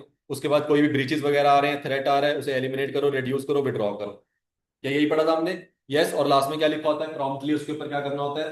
रिपोर्ट करना होता है। जब भी आपको लगता है कुछ भी एरिया में कोई भी पार्टनर इन्वॉल्व है तो प्रॉम्प्टली आके बता दो। यस और नो? पूरा का पूरा वही वाला पैराग्राफ जो लास्ट राइट साइड पे था, पूरा वही पैराग्राफ आपने यहाँ पे लिख के आना है। क्लियर है? क्लियर है तीनों को? पक्का? ठीक है, चलो। उसके बाद 17 किस पे है? ये भी इसी पे है। अच्छा क्वेश्चन है, ये देखते हैं। RTP जनवरी 25 वाला इंपॉर्टेंट, मार्क करेंगे 17 वाला। Good question. CA Sudhakar has been appointed as the order of Emro Limited. Before accepting the appointment, he learns that, very ध्यान से, उसने लर्न करा, उसे पता चला, his cousin जिसके पास हेल्ड करके shares in the company and recently passed away without children named him as the nominee of this share. उसने पास, मतलब उसकी डेथ होने से पहले उसने क्या करा, उसके कजिन ने, क्योंकि उसका कोई बच्चे वगैरह नहीं थे, तो इसी ऑडिटर के नाम पे, CA सुधाकर के नाम पे अपने शेयर को क्या कर दिया? ट्रांसफर कर दिया। और CA सुधाकर के पास किसका ऑडिट आ गया? उसी का ऑडिट आ गया। क्या सिचुएशन समझ आ गई है? किसमें फंस गया वो? बिल्कुल। Which have the substantial value भी है उसकी। ऑल दो holdings a share through a distance relative does not provide wallet the legal provision. वो कहता है क्योंकि आपने डिस्टेंस रिलेटिव के शेयर होल्ड कर रखे हैं, उससे प्रॉब्लम नहीं होनी चाहिए और उससे इंडिपेंडेंस भी इफेक्ट नहीं होती। दिस अनएक्सपेक्टेड इनहेरिटेंस, बस बिकॉज उसने इनहेरिटेंस में आपके नाम कर दिए हैं, that place him in a dilemma. अब वो कह रहा है यार मुझे पता नहीं चल रहा है तो उसके शेयर, लेकिन वो इनहेरिटेंस में दे किसको गया? मुझे देगा नॉमिनी बना के। अब मैं क्या करूं? क्या मैंने खुद से डायरेक्टली खरीदे उसके शेयर? नहीं। लेकिन क्या मेरे नाम पे चढ़ चुके हैं? Answer is yes. ऐसी प्रॉब्लम आ गई है। CA Sudhakar on how should deal with the situation and उस रिलेटेड में सेफगार्ड कौन से अवेलेबल है, ये आपको क्या करना है? बताना है। तो सिंपल आंसर है, आपने उसे बताना है। कौन सा वाला थ्रेट यहाँ पे नजर आ रहा है आपको? सेल्फ इंटरेस्ट थ्रेट है। भाई तूने पे बहुत अच्छी वैल्यू की उसी कंपनी में पैसा इन्वॉल्व है, तो चाहेगा उसकी रिपोर्ट अच्छी है, उसके रिजल्ट अच्छे हैं, उसके शेयर का प्राइस बढ़े ताकि मेरे शेयर की वैल्यू बढ़े। तो इससे कौन सा थ्रेट नजर आ रहा है मेरे को? सेल्फ इंटरेस्ट थ्रेट नजर आ रहा है। तो अब चार्टेड अकाउंटेंट की हमेशा की रिस्पॉन्सिबिलिटी होती है क्या रहने की? इंडिपेंडेंट रहने की। तो उसे क्या करते रहना चाहिए? क्या उसे वैल्यूएट करने होते हैं? थ्रेट टू इंडिपेंडेंस देखने हैं, और साथ में क्या फॉलो करने हैं? उसके सेफ गार्ड्स। बस ऐसे लाइन लिखते चलना है सर। तो उस एड्रेस को, इश्यू को एड्रेस करने के लिए उसे क्या करना पड़ेगा? पहला, जो अपनी लाइन पड़ी सेम टू सेम, पहले अपनी पब्लिक के लिए हमेशा क्या रहने का? Always be and appear to be independence from mind and appearance से इंडिपेंडेंट रहने का। फिर किसी भी काम को लेने से पहले हमेशा क्या कंसीडर करने का? कोई भी थ्रेट इंडिपेंडेंस है या नहीं है। फिर उसके बाद अगर तेरे को लगता है थ्रेट एग्जिस्ट करता है तो क्या करने का? इधर डिसिस्ट कर दे उस टास्क से या फिर उसको एलिमिनेट कर दे। किस लेवल तक? एक्सेप्टेबल लेवल तक। अगर उसके बाद भी तेरे को नहीं लगता है, फिर भी इंप्लीमेंट नहीं कर पा रहा सेफ गार्ड, तो क्या कर? Must not accept the audit कर। पहले खुद को रोक नहीं सकता है तो एलिमिनेट करने की ट्राई कर, एक्सेप्टेबल लेवल तक लेके आ, वो भी नहीं हो पा रहा तो चुपचाप क्या करके चला जा? छोड़ के चला जा। क्या बात क्लियर है? यही पॉइंट्स हमने पढ़े हैं। यस। तो इसलिए लास्ट में बता दिया कंक्लूजन में कि CA Sudhakar should take steps to eliminate the threat by selling the share. तो कह रहा है तेरा क्या थ्रेट एलिमिनेट हो सकता है? बिल्कुल हो सकता है। तू क्या कर दे? उन शेयर्स को ऑडिट होने से पहले बेच दे। तेरा कोई शेयर होगा ही नहीं तेरे हाथ में, तो तू उसका ऑडिट भी क्या कर पाएगा? इजीली कर पाएगा। क्या पॉसिबल है एलिमिनेट करना लो लेवल तक? The answer is yes. तो ये वाला इसके पास ऑफिस से कर लेना चाहिए। अगर ये नहीं बेच पाता या नहीं बेचना चाहता तो इसे क्या नहीं एक्सेप्ट करनी चाहिए? Not accept the audit engage. क्या बात क्लियर है? डन। चलिए, गुड सर। उसके बाद सिंपल क्वेश्चन पेपर में भी आया था। एज पर ऐसे 220 quality control, the auditor should obtain information consider necessary in the circumstances, ध्यान से, before accepting an engagement with a new client. क्या बात क्लियर है? वो कह रहा था ऑडिटर को क्या करनी पड़ती है, ऑब्टेन करनी पड़ती है इंफॉर्मेशन जो उसे लगता है नेसेसरी है, किन सर्कमस्टांसिस में, जब वो क्या एक्सेप्ट करने वाला है, before accepting the audit engagement. Explain clearly the information that would assist the auditor in accepting and continuing the relationship with the client. Element number कौन सा? 3 लग रहा है पूरा का पूरा। कौन सा वाला मॉडल लगाएंगे इसके ऊपर? सेकी पूछेंगे उससे। सेकी में क्या क्या जाता है? सिग्निफिकेंट मैटर्स, ई से एथिकल, सी से कंपिटेंस, आई से उसकी इंटेग्रिटी। क्या बात क्लियर है? चारों पॉइंट लिख के आने हैं, सिंपल सिंपल सीधा सीधा। पेपर में यही आया था। अब जो पेपर में नहीं आया और आ सकता है जो मैं बता रहा था वो क्वेश्चन है ये, इसको मार्क करेंगे important, high chances of coming इन 1 और 2 अटेम्प्ट्स। और अभी ये मई 25 के एमटीक्यू में भी आया हुआ है, सितंबर 25 के पेपर में भी आया हुआ है इवन, और आरटीपी सितंबर 24 में भी आया हुआ है। ठीक है, ये ना बीच में कुछ क्वेश्चन सेम साम था तो मैंने तो 3 डॉट डाल रखे हैं, मतलब और भी क्वेश्चन है, इसको पढ़ के ऐसा मत लगना सर इसमें क्वेश्चन समझ नहीं आया। सिमिलर से क्वेश्चन था तो मैंने इसकी चीजों को थोड़ा सा छोटा कर दिया था ताकि पेजेस कम रहे। तो एक पहले क्वेश्चन पढ़ना है, इससे समझ आ जाएगा। ABC and Associate, an audit firm, has been approached by a prospective company client that has been in the business for about 10 years to conduct an audit of its financial statement. आपने company को approach किया जो आपको लगता है 10 साल से business में है तो कहीं ना कहीं अच्छा ऑडिट करती होगी, उसको ले आओ। Before accepting the engagement the audit firm wants to assess the integrity of the prospective client. वो उनकी क्या चेक करना चाहती है? Integrity. With regard to the assessment of, सिर्फ इंटीग्रिटी के बेसिस पे आपको क्या बताने हैं, कौन से मैटर्स हैं जो वो ऑडिट फर्म क्या करेगी, चेक करेगी। इसमें सेकी नहीं लिख के आना, ये बात मेरा पॉइंट क्या जा रहा है, सेकी पूरा नहीं आएगा, सिर्फ किसके पॉइंट्स आएंगे? इंटीग्रिटी वाले पॉइंट्स आएंगे। ठीक है, तेरा बिजनेस में तेरा माइंड कि तेरे केएमपी वाले लोग कैसे हैं, ठीक है, तेरी रेपुटेशन कैसी है, तेरा एग्रेसिव एटीट्यूड कैसा है, वो सारी बातें। ठीक है, तो किसी भी क्रिमिनल एक्टिविटी में इन्वॉल्व तो नहीं है, एग्रेसिव तो नहीं है, और अकाउंटिंग स्टैंडर्ड को लेके वो सब। तो अब देखो इसमें जो छोटी सी चीज है जो मैंने क्वेश्चन इसने मार्क करवाया है, जब इसने इसको लिखा ना तो इसने इसके अंदर ना थोड़ा सा आंसर को लिखते हुए क्या गेम खेली है कि वो कह रहा है फॉर्म को एक्सेप्ट करने से पहले इसने थोड़ा सा ये बता दिया फिर भी सेकी के बारे में। ठीक है, लेकिन इसने सेकी के अंदर क्या नहीं बताया, एक सिग्निफिकेंट मैटर्स वाला पॉइंट नहीं बताया। ठीक है, तो मेरा पॉइंट मैं समझाना क्या चाह रहा हूं कि यूजुअली जब भी सिर्फ किसकी बात आएगी, इंटीग्रिटी की बात आएगी, तो सिग्निफिकेंट मैटर्स वाला पॉइंट अपने आप में थोड़ा सा क्या होता है, इररेलेवेंट हो जाता है, क्योंकि आपका फोकस किसके ऊपर है, सिर्फ उसकी इंटीग्रिटी चेक करना। ठीक है, लेकिन हाँ अगर आपको ऐसा कुछ भी डाउट हो, आप यहाँ पे लिख भी आओगे सिग्निफिकेंट मैटर वाला पॉइंट, तो भी कुछ गलत नहीं है उसके अंदर, उसके नंबर भी नहीं है, उसके नंबर कट भी नहीं सकते। ठीक है, तो आप हमेशा सेकी की लाइनें चारों लिखना ना ज्यादा बेटर रहोगे। ठीक है, लेकिन अगर इंटीग्रिटी वाला क्वेश्चन आता है, बस एक मेरी इच्छा यही रहेगी, पहला पॉइंट कौन सा लिख दो, इंटीग्रिटी वाला, सेकी को बस उल्टा फॉलो कर लो। ठीक है, बस इतना ध्यान रखना, काम बन जाएगा। फिर वो कह रहा है इंटीग्रिटी से रिलेटेड वही वाली बातें, बिजनेस रेपुटेशन चेक करना, नेचर के क्लाइंट के ऑपरेशन की, उसका एटीट्यूड, उसके बाद वो कितना एग्रेसिव है, क्या वो इनअप्रोप्रिएट लिमिटेशन लगा रहा है, या वो मनी लॉन्ड्रिंग में इन्वॉल्व है या नहीं है, ये सारा कुछ आपको क्या करना पड़ेगा, चेक करना पड़ेगा। क्लियर? तो मैं ये समझा रहा हूँ कि जो मैंने नोट्स बनाए हैं वो आंसर्स को ध्यान में रखते हुए ही बनाए हैं, कि कुछ भी ऐसा नहीं है कि नोट्स पढ़ने के बाद आपको एक्स्ट्रा पेपर के अंदर कुछ लिखना पड़े, उतना ही लिख दोगे तो आपका काम हो जाएगा। ठीक है, चलो जी, उसके बाद में आ जाओ नेक्स्ट वाला क्वेश्चन, साथ साथ लाइन में चल रहे हैं सारे। क्या कह रहा है, सीएएम एक एंगेजमेंट पार्टनर है and he is auditing the financial statement of कौन सी एंटिटी, कौन सी एंटिटी, लिस्टेड एंटिटी। लिस्टेड से में क्या याद आता है हमेशा, EQCR, और किसी केस में EQCR नहीं आता, किसमें आता है, सिर्फ लिस्टेड एंटिटी केस में। एक में 700 की सीरीज पढ़ाऊंगा तब 701 आएगा, की ऑडिट मैटर्स, उसमें कंपलसरी बोलेगा किसके लिए बनाने होते हैं, लिस्टेड एंटिटी केस में। बस दो ही जगह पे लिस्टेड एंटिटी का नाम यूज होता है पूरे ऑडिट के अंदर, one is SA 220 and another is SA 701। इन दो बातों से याद रखेंगे। तो इसने बोला लिस्टेड एंटिटी के ऑडिट के लिए उसने एंगेजमेंट पार्टनर आया, ऑडिट फर्म ने डिटरमाइन करा कि engagement quality control review is required for this assign. उनको लगता है यार इसके लिए ना हमें EQCR करवाना चाहिए, क्योंकि कौन सी के लिए, लिस्टेड एंटिटी के लिए तो हमेशा क्या है, वो मैंडेटरी है, तो लाना पड़ेगा। Discuss the responsibility of CM. अब आता है अगर EQCR को लाना हो तो एंगेजमेंट पार्टनर की क्या रिस्पॉन्सिबिलिटीज होती है, क्या रिस्पॉन्सिबिलिटीज होती है उसकी, उसको पॉइंट करने की। बिल्कुल, तो मैंने बोला ऐसे 220 में एंगेजमेंट पार्टनर की कुछ रिस्पॉन्सिबिलिटीज बताई हैं लिस्ट में, लिस्टेड एंटिटी केस में स्पेशली। पहला कि उसको क्या करना पड़ता है, उसको अपॉइंट करना पड़ता है, उससे क्या डिस्कस करने पड़ते हैं, सिग्निफिकेंट मैटर्स। मैं डेट नहीं कर सकता ऑडिट रिपोर्ट को until the completion of the review, और अगर लास्ट में कोई डिफरेंस ऑफ ओपिनियन अराइज होगा तो मुझे फॉलो क्या करनी है, फर्म की policies and procedures. No extra word, nothing, same to same. पूरा नोट्स पढ़ने और चेप के आना है, बस इतना करना है तुम लोगों को, नंबर तुम्हारे मैं दिला दूंगा। क्लियर है यहां तक? यस, चलो जी नेक्स्ट पे चलते हैं। सेम सही क्वेश्चन है। SQC 1 dwells upon engagement quality control review as a part of system of control quality control in a firm। तो कहता है SQC 1 के हिसाब से क्वालिटी कंट्रोल रिव्यू होना चाहिए, पार्ट होता है, बिल्कुल होता है। Why such a review required? पहले तो है कि QCR का रिव्यू रिक्वायर्ड क्यों होता है, किस टाइप ऑफ एंगेजमेंट के लिए मैंडेटरी होता है, what should be the approach of the firm, क्या होगी for engagement of EQCR is not mandatory, अगर EQCR मैंडेटरी ना हो तो फर्म की अप्रोच क्या होनी चाहिए। तो इसने वो जो बचे हुए पार्ट्स थे वो इस क्वेश्चन में पूछ लिए। पहला रिव्यू इंपॉर्टेंट क्यों होता है, कौन सी चीजों को चेक करने आता है EQCR, सिग्निफिकेंट जजमेंट्स को, ठीक है। तो इसलिए रिव्यू होता है क्योंकि बहुत सारे सिग्निफिकेंट जजमेंट इन्वॉल्व हुई होती है ऑडिट करते हुए, तो EQCR का आना इसलिए जरूरी है ताकि वो उन जजमेंट को देख बेसिस पे क्या कर सके, चेक कर सके कि आपने जजमेंट को सही लिया या नहीं लिया, इसके लिए आता है। दूसरा कौन सी के लिए मैंडेटरी होता है, वो all the audit of the listed entities के लिए। सेकंड क्वेश्चन पहला आंसर दे दिया हमने, वाई रिव्यू रिक्वायर्ड, फिर बोला कौन से के लिए मैंडेटरी होता है। तीसरा हमने पढ़ा था क्या सारे एंगेजमेंट को रिव्यू अगर लिस्टेड के लिए मैंडेटरी होता है कि दूसरों को कराना ही नहीं होता, करा सकती है, पर उसके लिए उन्हें क्या देना पड़ेगा, डिवाइजेबल क्राइटेरिया देना पड़ेगा। तो यहाँ पे लिख दिया should provide the device criteria, अगर आपने अदर एंगेजमेंट में कराना है तो आप करा दो, कोई मना नहीं है। क्या बात क्लियर है? यस, छोटे छोटे पॉइंट्स है सारे।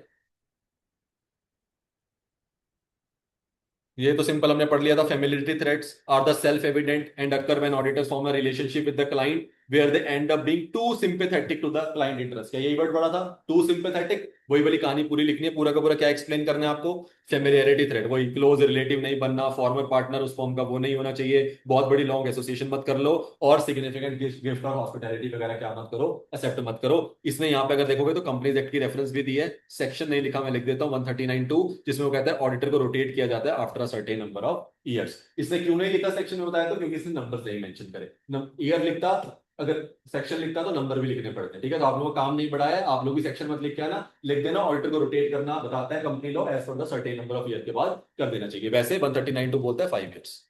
क्लियर है बात? यस, चलो जी। उसके बाद में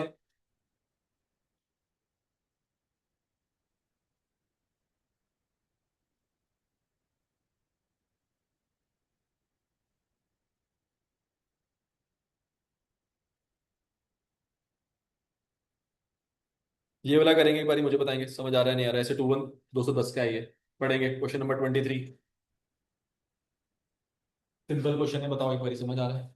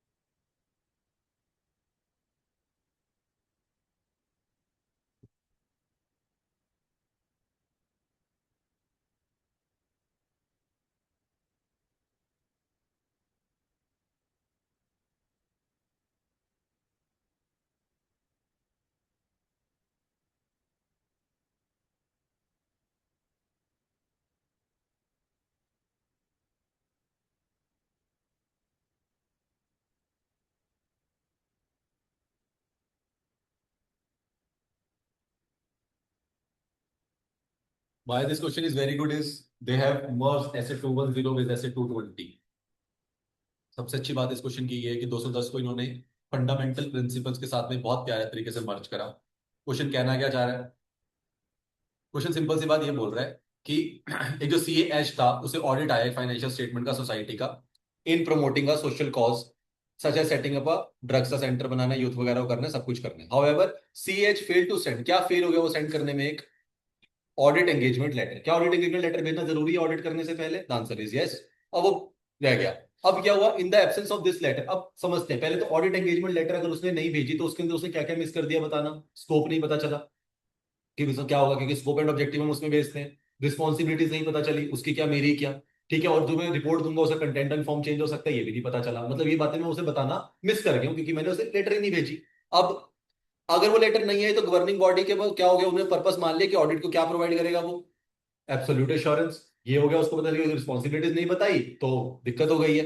अगेंस्ट द प्रोबेबल एरर जो भी मिलेंगे और जो भी फ्रॉड होंगे उसके अगेंस्ट वो कहते हैं ये तो एब्सोल्यूट एश्योरेंस दे बैठेगा। अब वो कह रहा है, इसने ये नहीं पूछा कि यहाँ पे बताओ 210 में ऑडिट एंगेजमेंट लेटर जरूरी है या नहीं है। बहुत प्यारा क्वेश्चन मोल्ड कैसे करा, वो कह रहा है does it constitute a violation of a fundamental principles governing the professional ethics.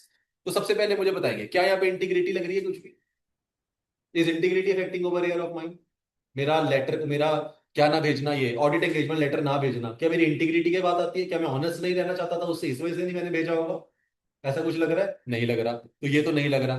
Objectivity क्या मैं बायस वगैरह हूं उसको लेके, या मेरा कोई इन्फ्लुएंस वगैरह है, ऐसा कुछ है? आंसर ये भी नहीं है। उसके बाद professional competence and due care बचता है, कॉन्फिडेंशियलिटी बचती है और प्रोफेशनल बिहेवियर बचता है। क्या कॉन्फिडेंशियलिटी कोई बात है यहाँ पे? नहीं है, तो दो में से एक आंसर बनना चाहिए। क्या मेरा प्रोफेशनल बिहेवियर में बाहर जाके कुछ डिस्क्रेडिट कर रहा हूँ अपने प्रोफेशन को ऐसा कुछ करके? नहीं कर रहा हूँ। बेसिकली किसकी मिसिंग हो रही है? Professional competence and due care. Professional competence है, मुझे बोला हुआ था भाई तेरे को जो चीजों के बारे में पता होना चाहिए, ठीक है ना, तेरे पास उतनी आइडिया होना चाहिए कि हाँ ये मुझे करना जरूरी है। तू ही अपडेटेड नहीं है, तेरे को ही नहीं पता पता ऑडिट करने आया, ये पता एंगेजमेंट लेटर भेजनी होती है, तो तेरे किसके अंदर कमी है? तेरे प्रोफेशनल कंपिटेंस में कमी है तेरे, तूने डिजिटली एक्ट नहीं करा। तेरे किसके अंदर कमी है? ड्यू केयर के अंदर कमी है। क्या बात समझ आई है? तो जब ऐसा कुछ क्वेश्चन आए और कंफ्यूज हो गए तो सारे पॉइंट्स लेके काटने लग जाओ, कौन सा वाला तो बन ही नहीं रहा है। ठीक है, और याद रखना जो टेक्निकल होगा वो दो चीजों में आ सकता है, या तो professional competence and due care, या फिर प्रोफेशनल बिहेवियर। उसके अलावा किसी में टेक्निकल नहीं फंसता, बाकी तो सब समझ आ जाते हैं। क्या बात क्लियर है? बहुत अच्छे से पेपर में नहीं आया, सिर्फ एमटीपी में आया अब तक, but I really like this question. बहुत अच्छे तरीके से इसको बनाया। तो लिखेंगे क्या? सिंपल, कि सर ऐसे 210 के हिसाब से जो एग्री द टर्म की बात करनी होती है उसमें बोला गया है कि एग्री करते हुए जितनी भी बातें होती है उन्हें रिकॉर्ड किया जाता है एक ऑडिट एंगेजमेंट लेटर में, और उस लेटर के अंदर सब कुछ आता है, specially objective and scope of audit हमें बताना पड़ता है। अब क्योंकि हमने एब्सेंस हो गई इस लेटर की, तो क्या प्रॉब्लम होगी? ऑडिटर ने इसको सेंड नहीं किया। सेंड ना करने की वजह से उसने क्या वायलेट कर दिया है? Principle of professional competence and due care उसने क्या कर दिया है? इफेक्ट कर दिया है। और इसकी वजह से उसे क्या था? Principle requires an accountant to attain and maintain professional knowledge and skills at the level. तो यहाँ पे उसको क्या रहना चाहिए था? उसे प्रोफेशनल, आप यहाँ पे प्रोफेशनल स्केप्टिज्म भी लिख के आ सकते हो, ठीक है, उसे प्रोफेशनल स्केप्टिज्म रखना चाहिए था, अलर्ट रहना चाहिए था कुछ भेजने से पहले। यहाँ पे वो अलर्ट भी नहीं है। इसे डिजिटली एक्ट करना चाहिए था इन अकॉर्डेंस विद कौन से वाले स्टैंडर्ड हमने पढ़े थे? Technical and professional standards. बस ये दो वर्ड आपसे मांगेगा डिजिटल में, और उधर मांगेगा आपके पास प्रोफेशनल नॉलेज और कंपिटेंस होना चाहिए। बस ये दो टर्म्स लिखे आए थे, नंबर मिल जाते हैं। ठीक है, maintaining professional competence require awareness. कौन से के अंदर आती है अवेयरनेस होना? प्रोफेशनल कंपिटेंस के अंदर आते हैं कि आपको चीजों के लिए क्या रहना होता है? अवेयर रहना होता है current technical and professional standard. यहां पे इसने लैग करी है, इसी वजह से ये वाला फंडामेंटल प्रिंसिपल इसने क्या करा है? वॉयलेट किया है। क्या समझ आ गया? यस, मार्क करेंगे इसको, इंपॉर्टेंट, हमेशा रीड करेंगे। एलडीआर लिखो, लास्ट ईयर रिवीजन क्वेश्चन है ये, पढ़ के जाना है इसको। ऐसा क्वेश्चन आज तक आया नहीं है, हाई चांसेस है पेपर में दिख सकता है। Very good question.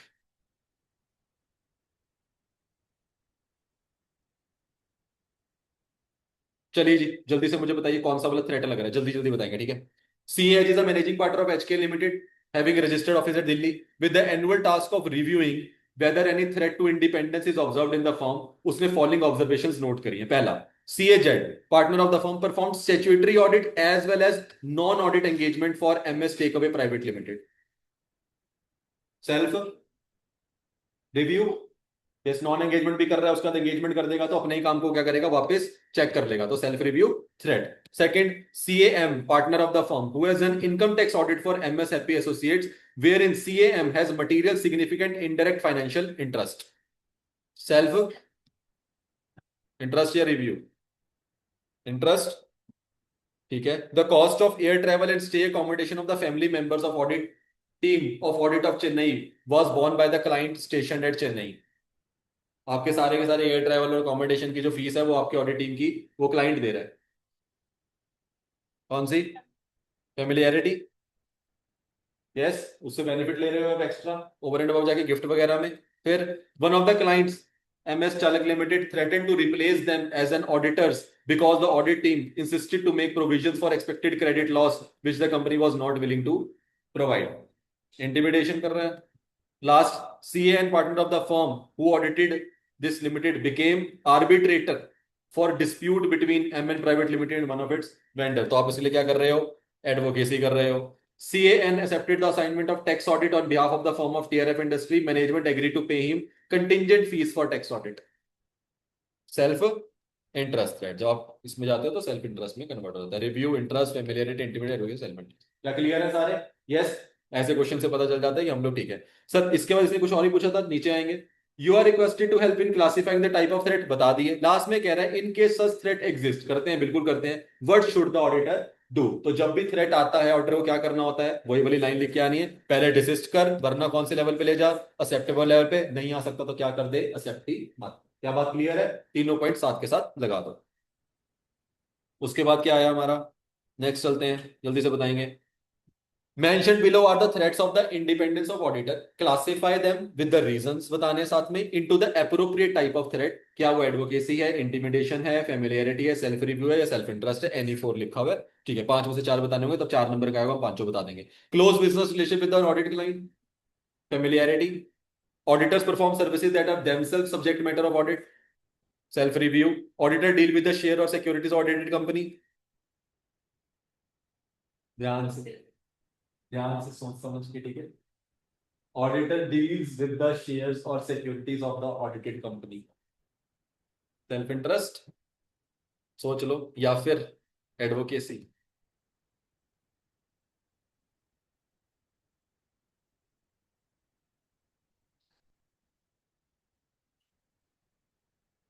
इंटरेस्ट, ध्यान से और फिर से लाइन का मतलब समझे। ऑडिटर शेयर्स खरीद रहा है या उसमें डील करवा रहा है? मेरी तरफ से तो एडवोकेसी होना चाहिए, एडवोकेसी ही है। Very important. बाय, क्योंकि ऑडिटर का खुद का इंटरेस्ट तब होगा जब उसके पास शेयर होंगे, तब शेयर बढ़ेगा घटेगा तो मेरा बेनिफिट या मेरा लॉस है। मैं डीलिंग करवा रहा हूं, मैं लोगों को बोल रहा हूं मेरे पास कोई आ रहा है सर कौन से शेयर खरीदूं, मैं कहूंगा अरे एबीसी लिमिटेड। कोई भी मेरे पास आ रहा है तो पूछ ले बेस्ट कौन से शेयर्स हैं, न्यूज बना रहा हूँ, न्यूज दे रहा हूँ, किसी कोई कोई मुझे चैनल पे बुला रहा है उसे बता रहा हूँ, रील्स बना रहा हूँ उसे बता रहा हूँ, डील करवाना चाह रहा हूँ, लोगों को चाहता हूँ लोग ले। तो मैं उस अपने क्लाइंट के ब्याह पे क्या बन रहा हूँ, ज्यादा एडवोकेट बन रहा हूँ, उसकी एडवोकेसी कर रहा हूँ। मुझे उसको डीलिंग करवाना अलाउड नहीं है, यहाँ पे डीलिंग हो रही है। ये नहीं बोला auditor invested into the shares of the client business, अगर मैंने इन्वेस्ट किया होता तो मेरा सेल्फ इंटरेस्ट होता। क्लियर है बात? ये मार्क करके चलेंगे, मार्क कर लो इसको यहाँ पे, इंपॉर्टेंट थोड़ा सा, ताकि पेपर तब भी गलती हो सकती है। यही पेपर में बच्चों से गलती हुई थी, नो डाउट। फेमिलियरिटी आ गया, सेल्फ रिव्यू सही है, फिर यहाँ पे एडवोकेसी आ गया। लॉन्ग एसोसिएशन, लॉन्ग एसोसिएशन किसमें होती है हमारी? फेमिलियरिटी में। और auditor deterred from acting objectively with an adequate degree of professional scepticism, कौन सा वाला? Auditor deterred from acting objectively काम नहीं कर रहा है।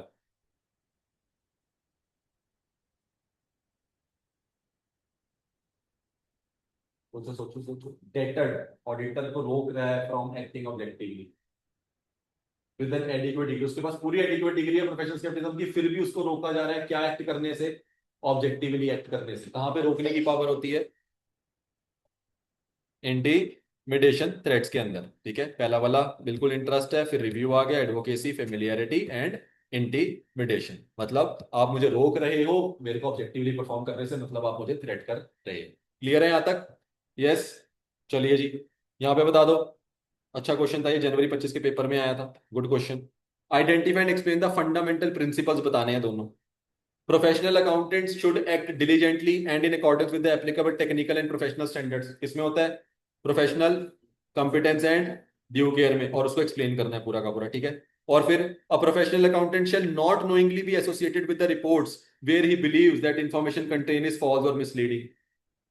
इंटीग्रिटी के अंदर ये वाला पॉइंट आ जाता है। क्या क्लियर है? तो जितने सारे मैंने टॉपिक्स अंदर पॉइंट्स में वहां नाम लिखे हैं वो सारे वही हैं जो सारे क्वेश्चंस के अंदर यूज हुए हैं, ताकि आप लोग क्लियर रहे। क्वेश्चन नंबर 27 को मार्क कर लो, रीड होमवर्क यार, सारे क्या करवाऊंगा कर लेना। आरटीपी जनवरी 26 के बाद छोड़ना मत, ठीक है? मैं भेज रहा हूँ, ये सोचिए कि आप कर लेंगे। सिंपल क्वेश्चन है, सी जतिन वाला, कर लेना सिंपल, आपको पता चल जाएगा, ज्यादा कुछ मुश्किल नहीं है।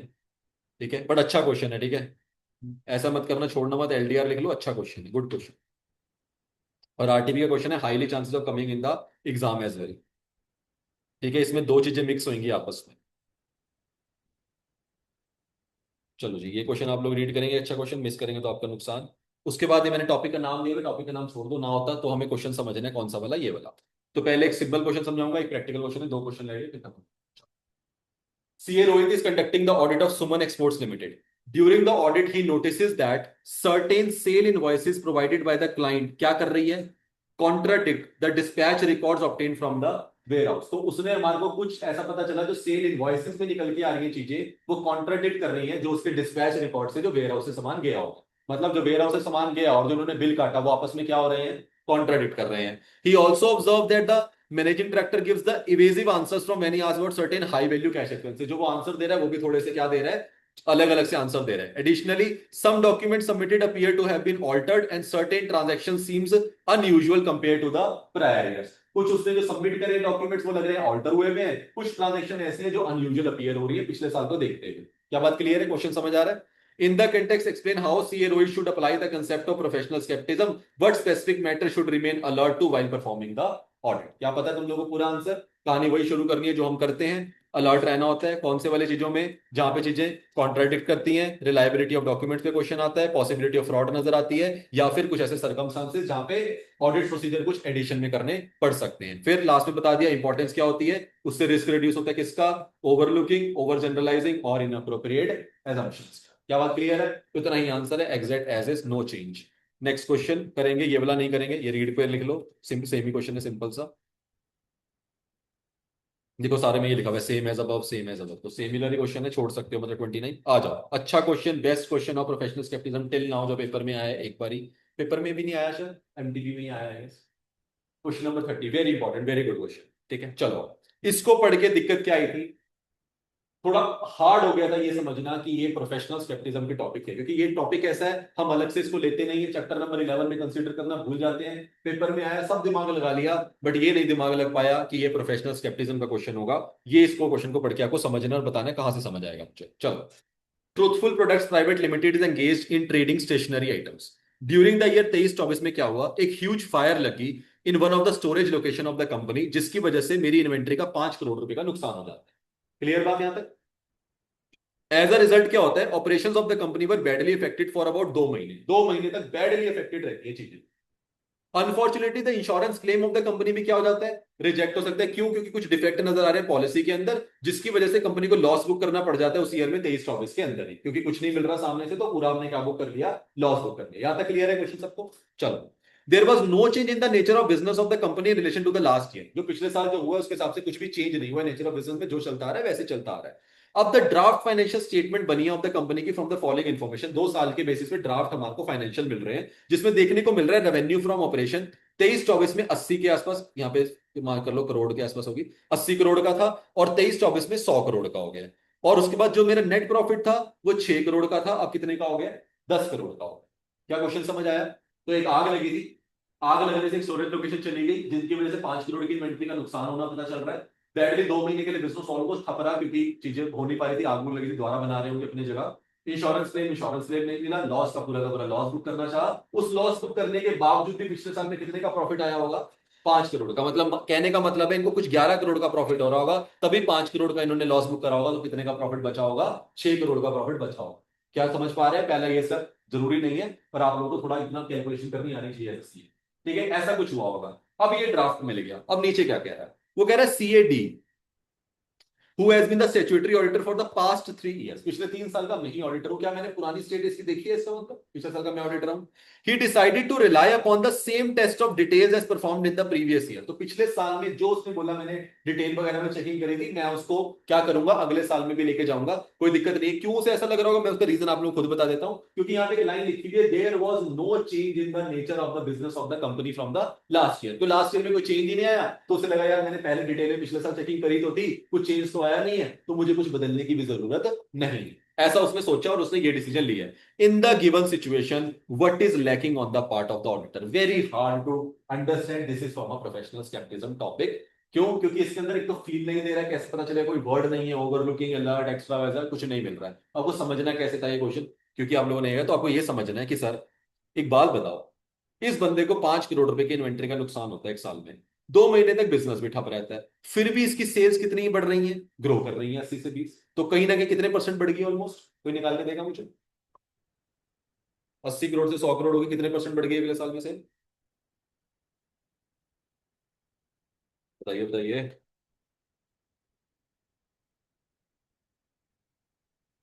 यार ऐसे मत करो, मैथ्स तो आता होगा, यूनिवर्सल मैथ्स लगाना है सिर्फ। पिछले साल 80 करोड़ की सेल थी, इस साल 100 करोड़ क्योंकि कितने परसेंट है सेल बढ़ गई, कितनी, 20। अगर 20% सेल बढ़ती तो 80 + 20% 96 होता है। नहीं,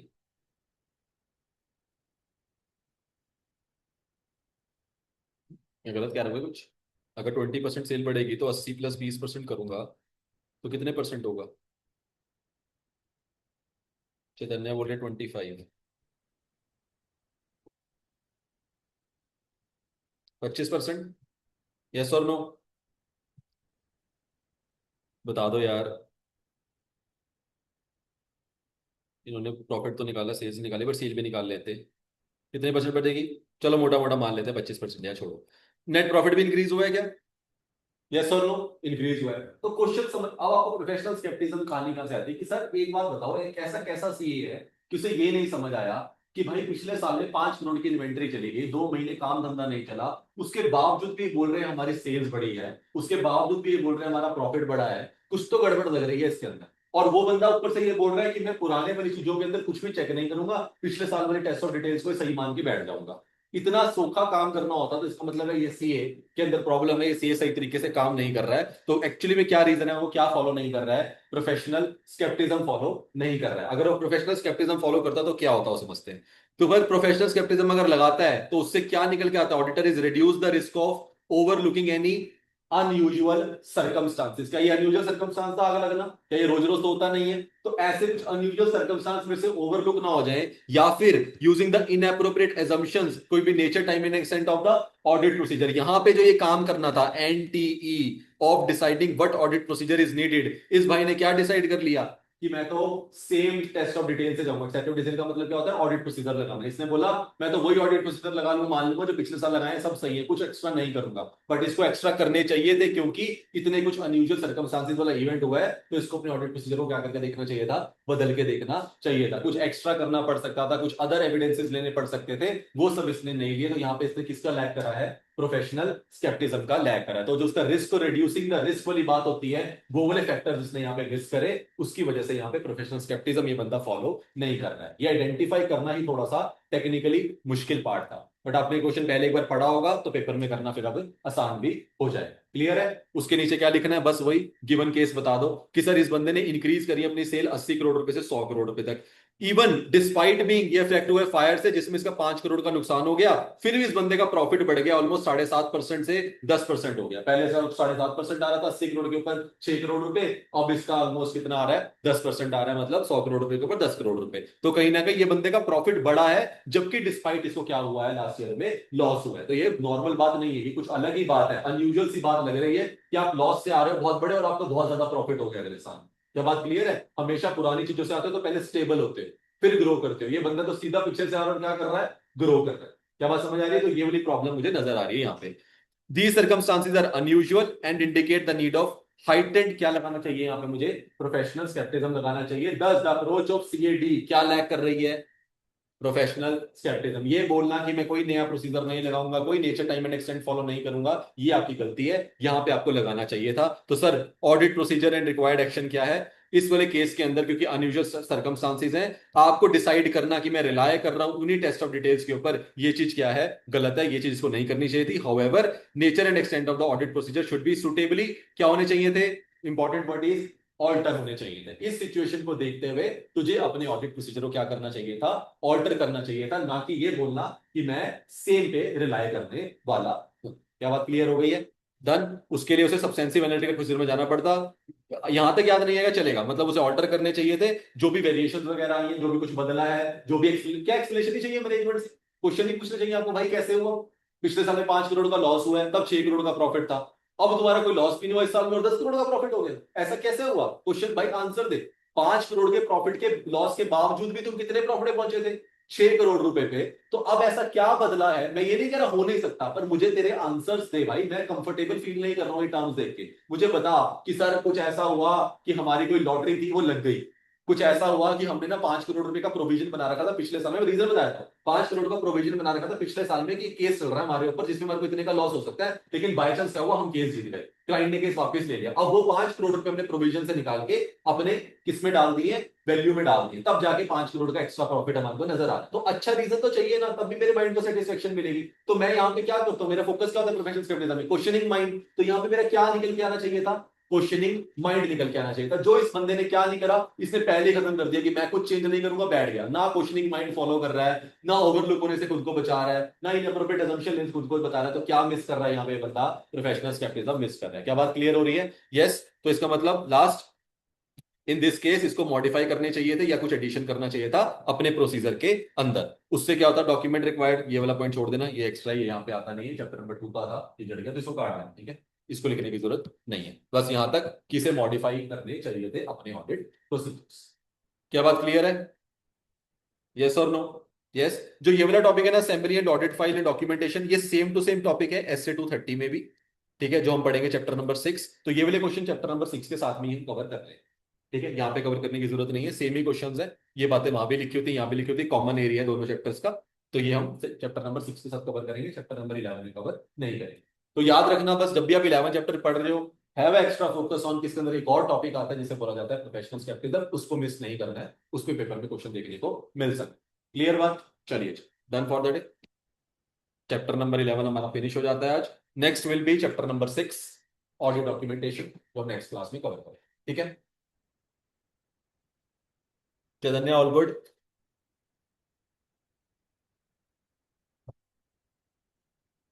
चलो, डन डन, बाय बाय।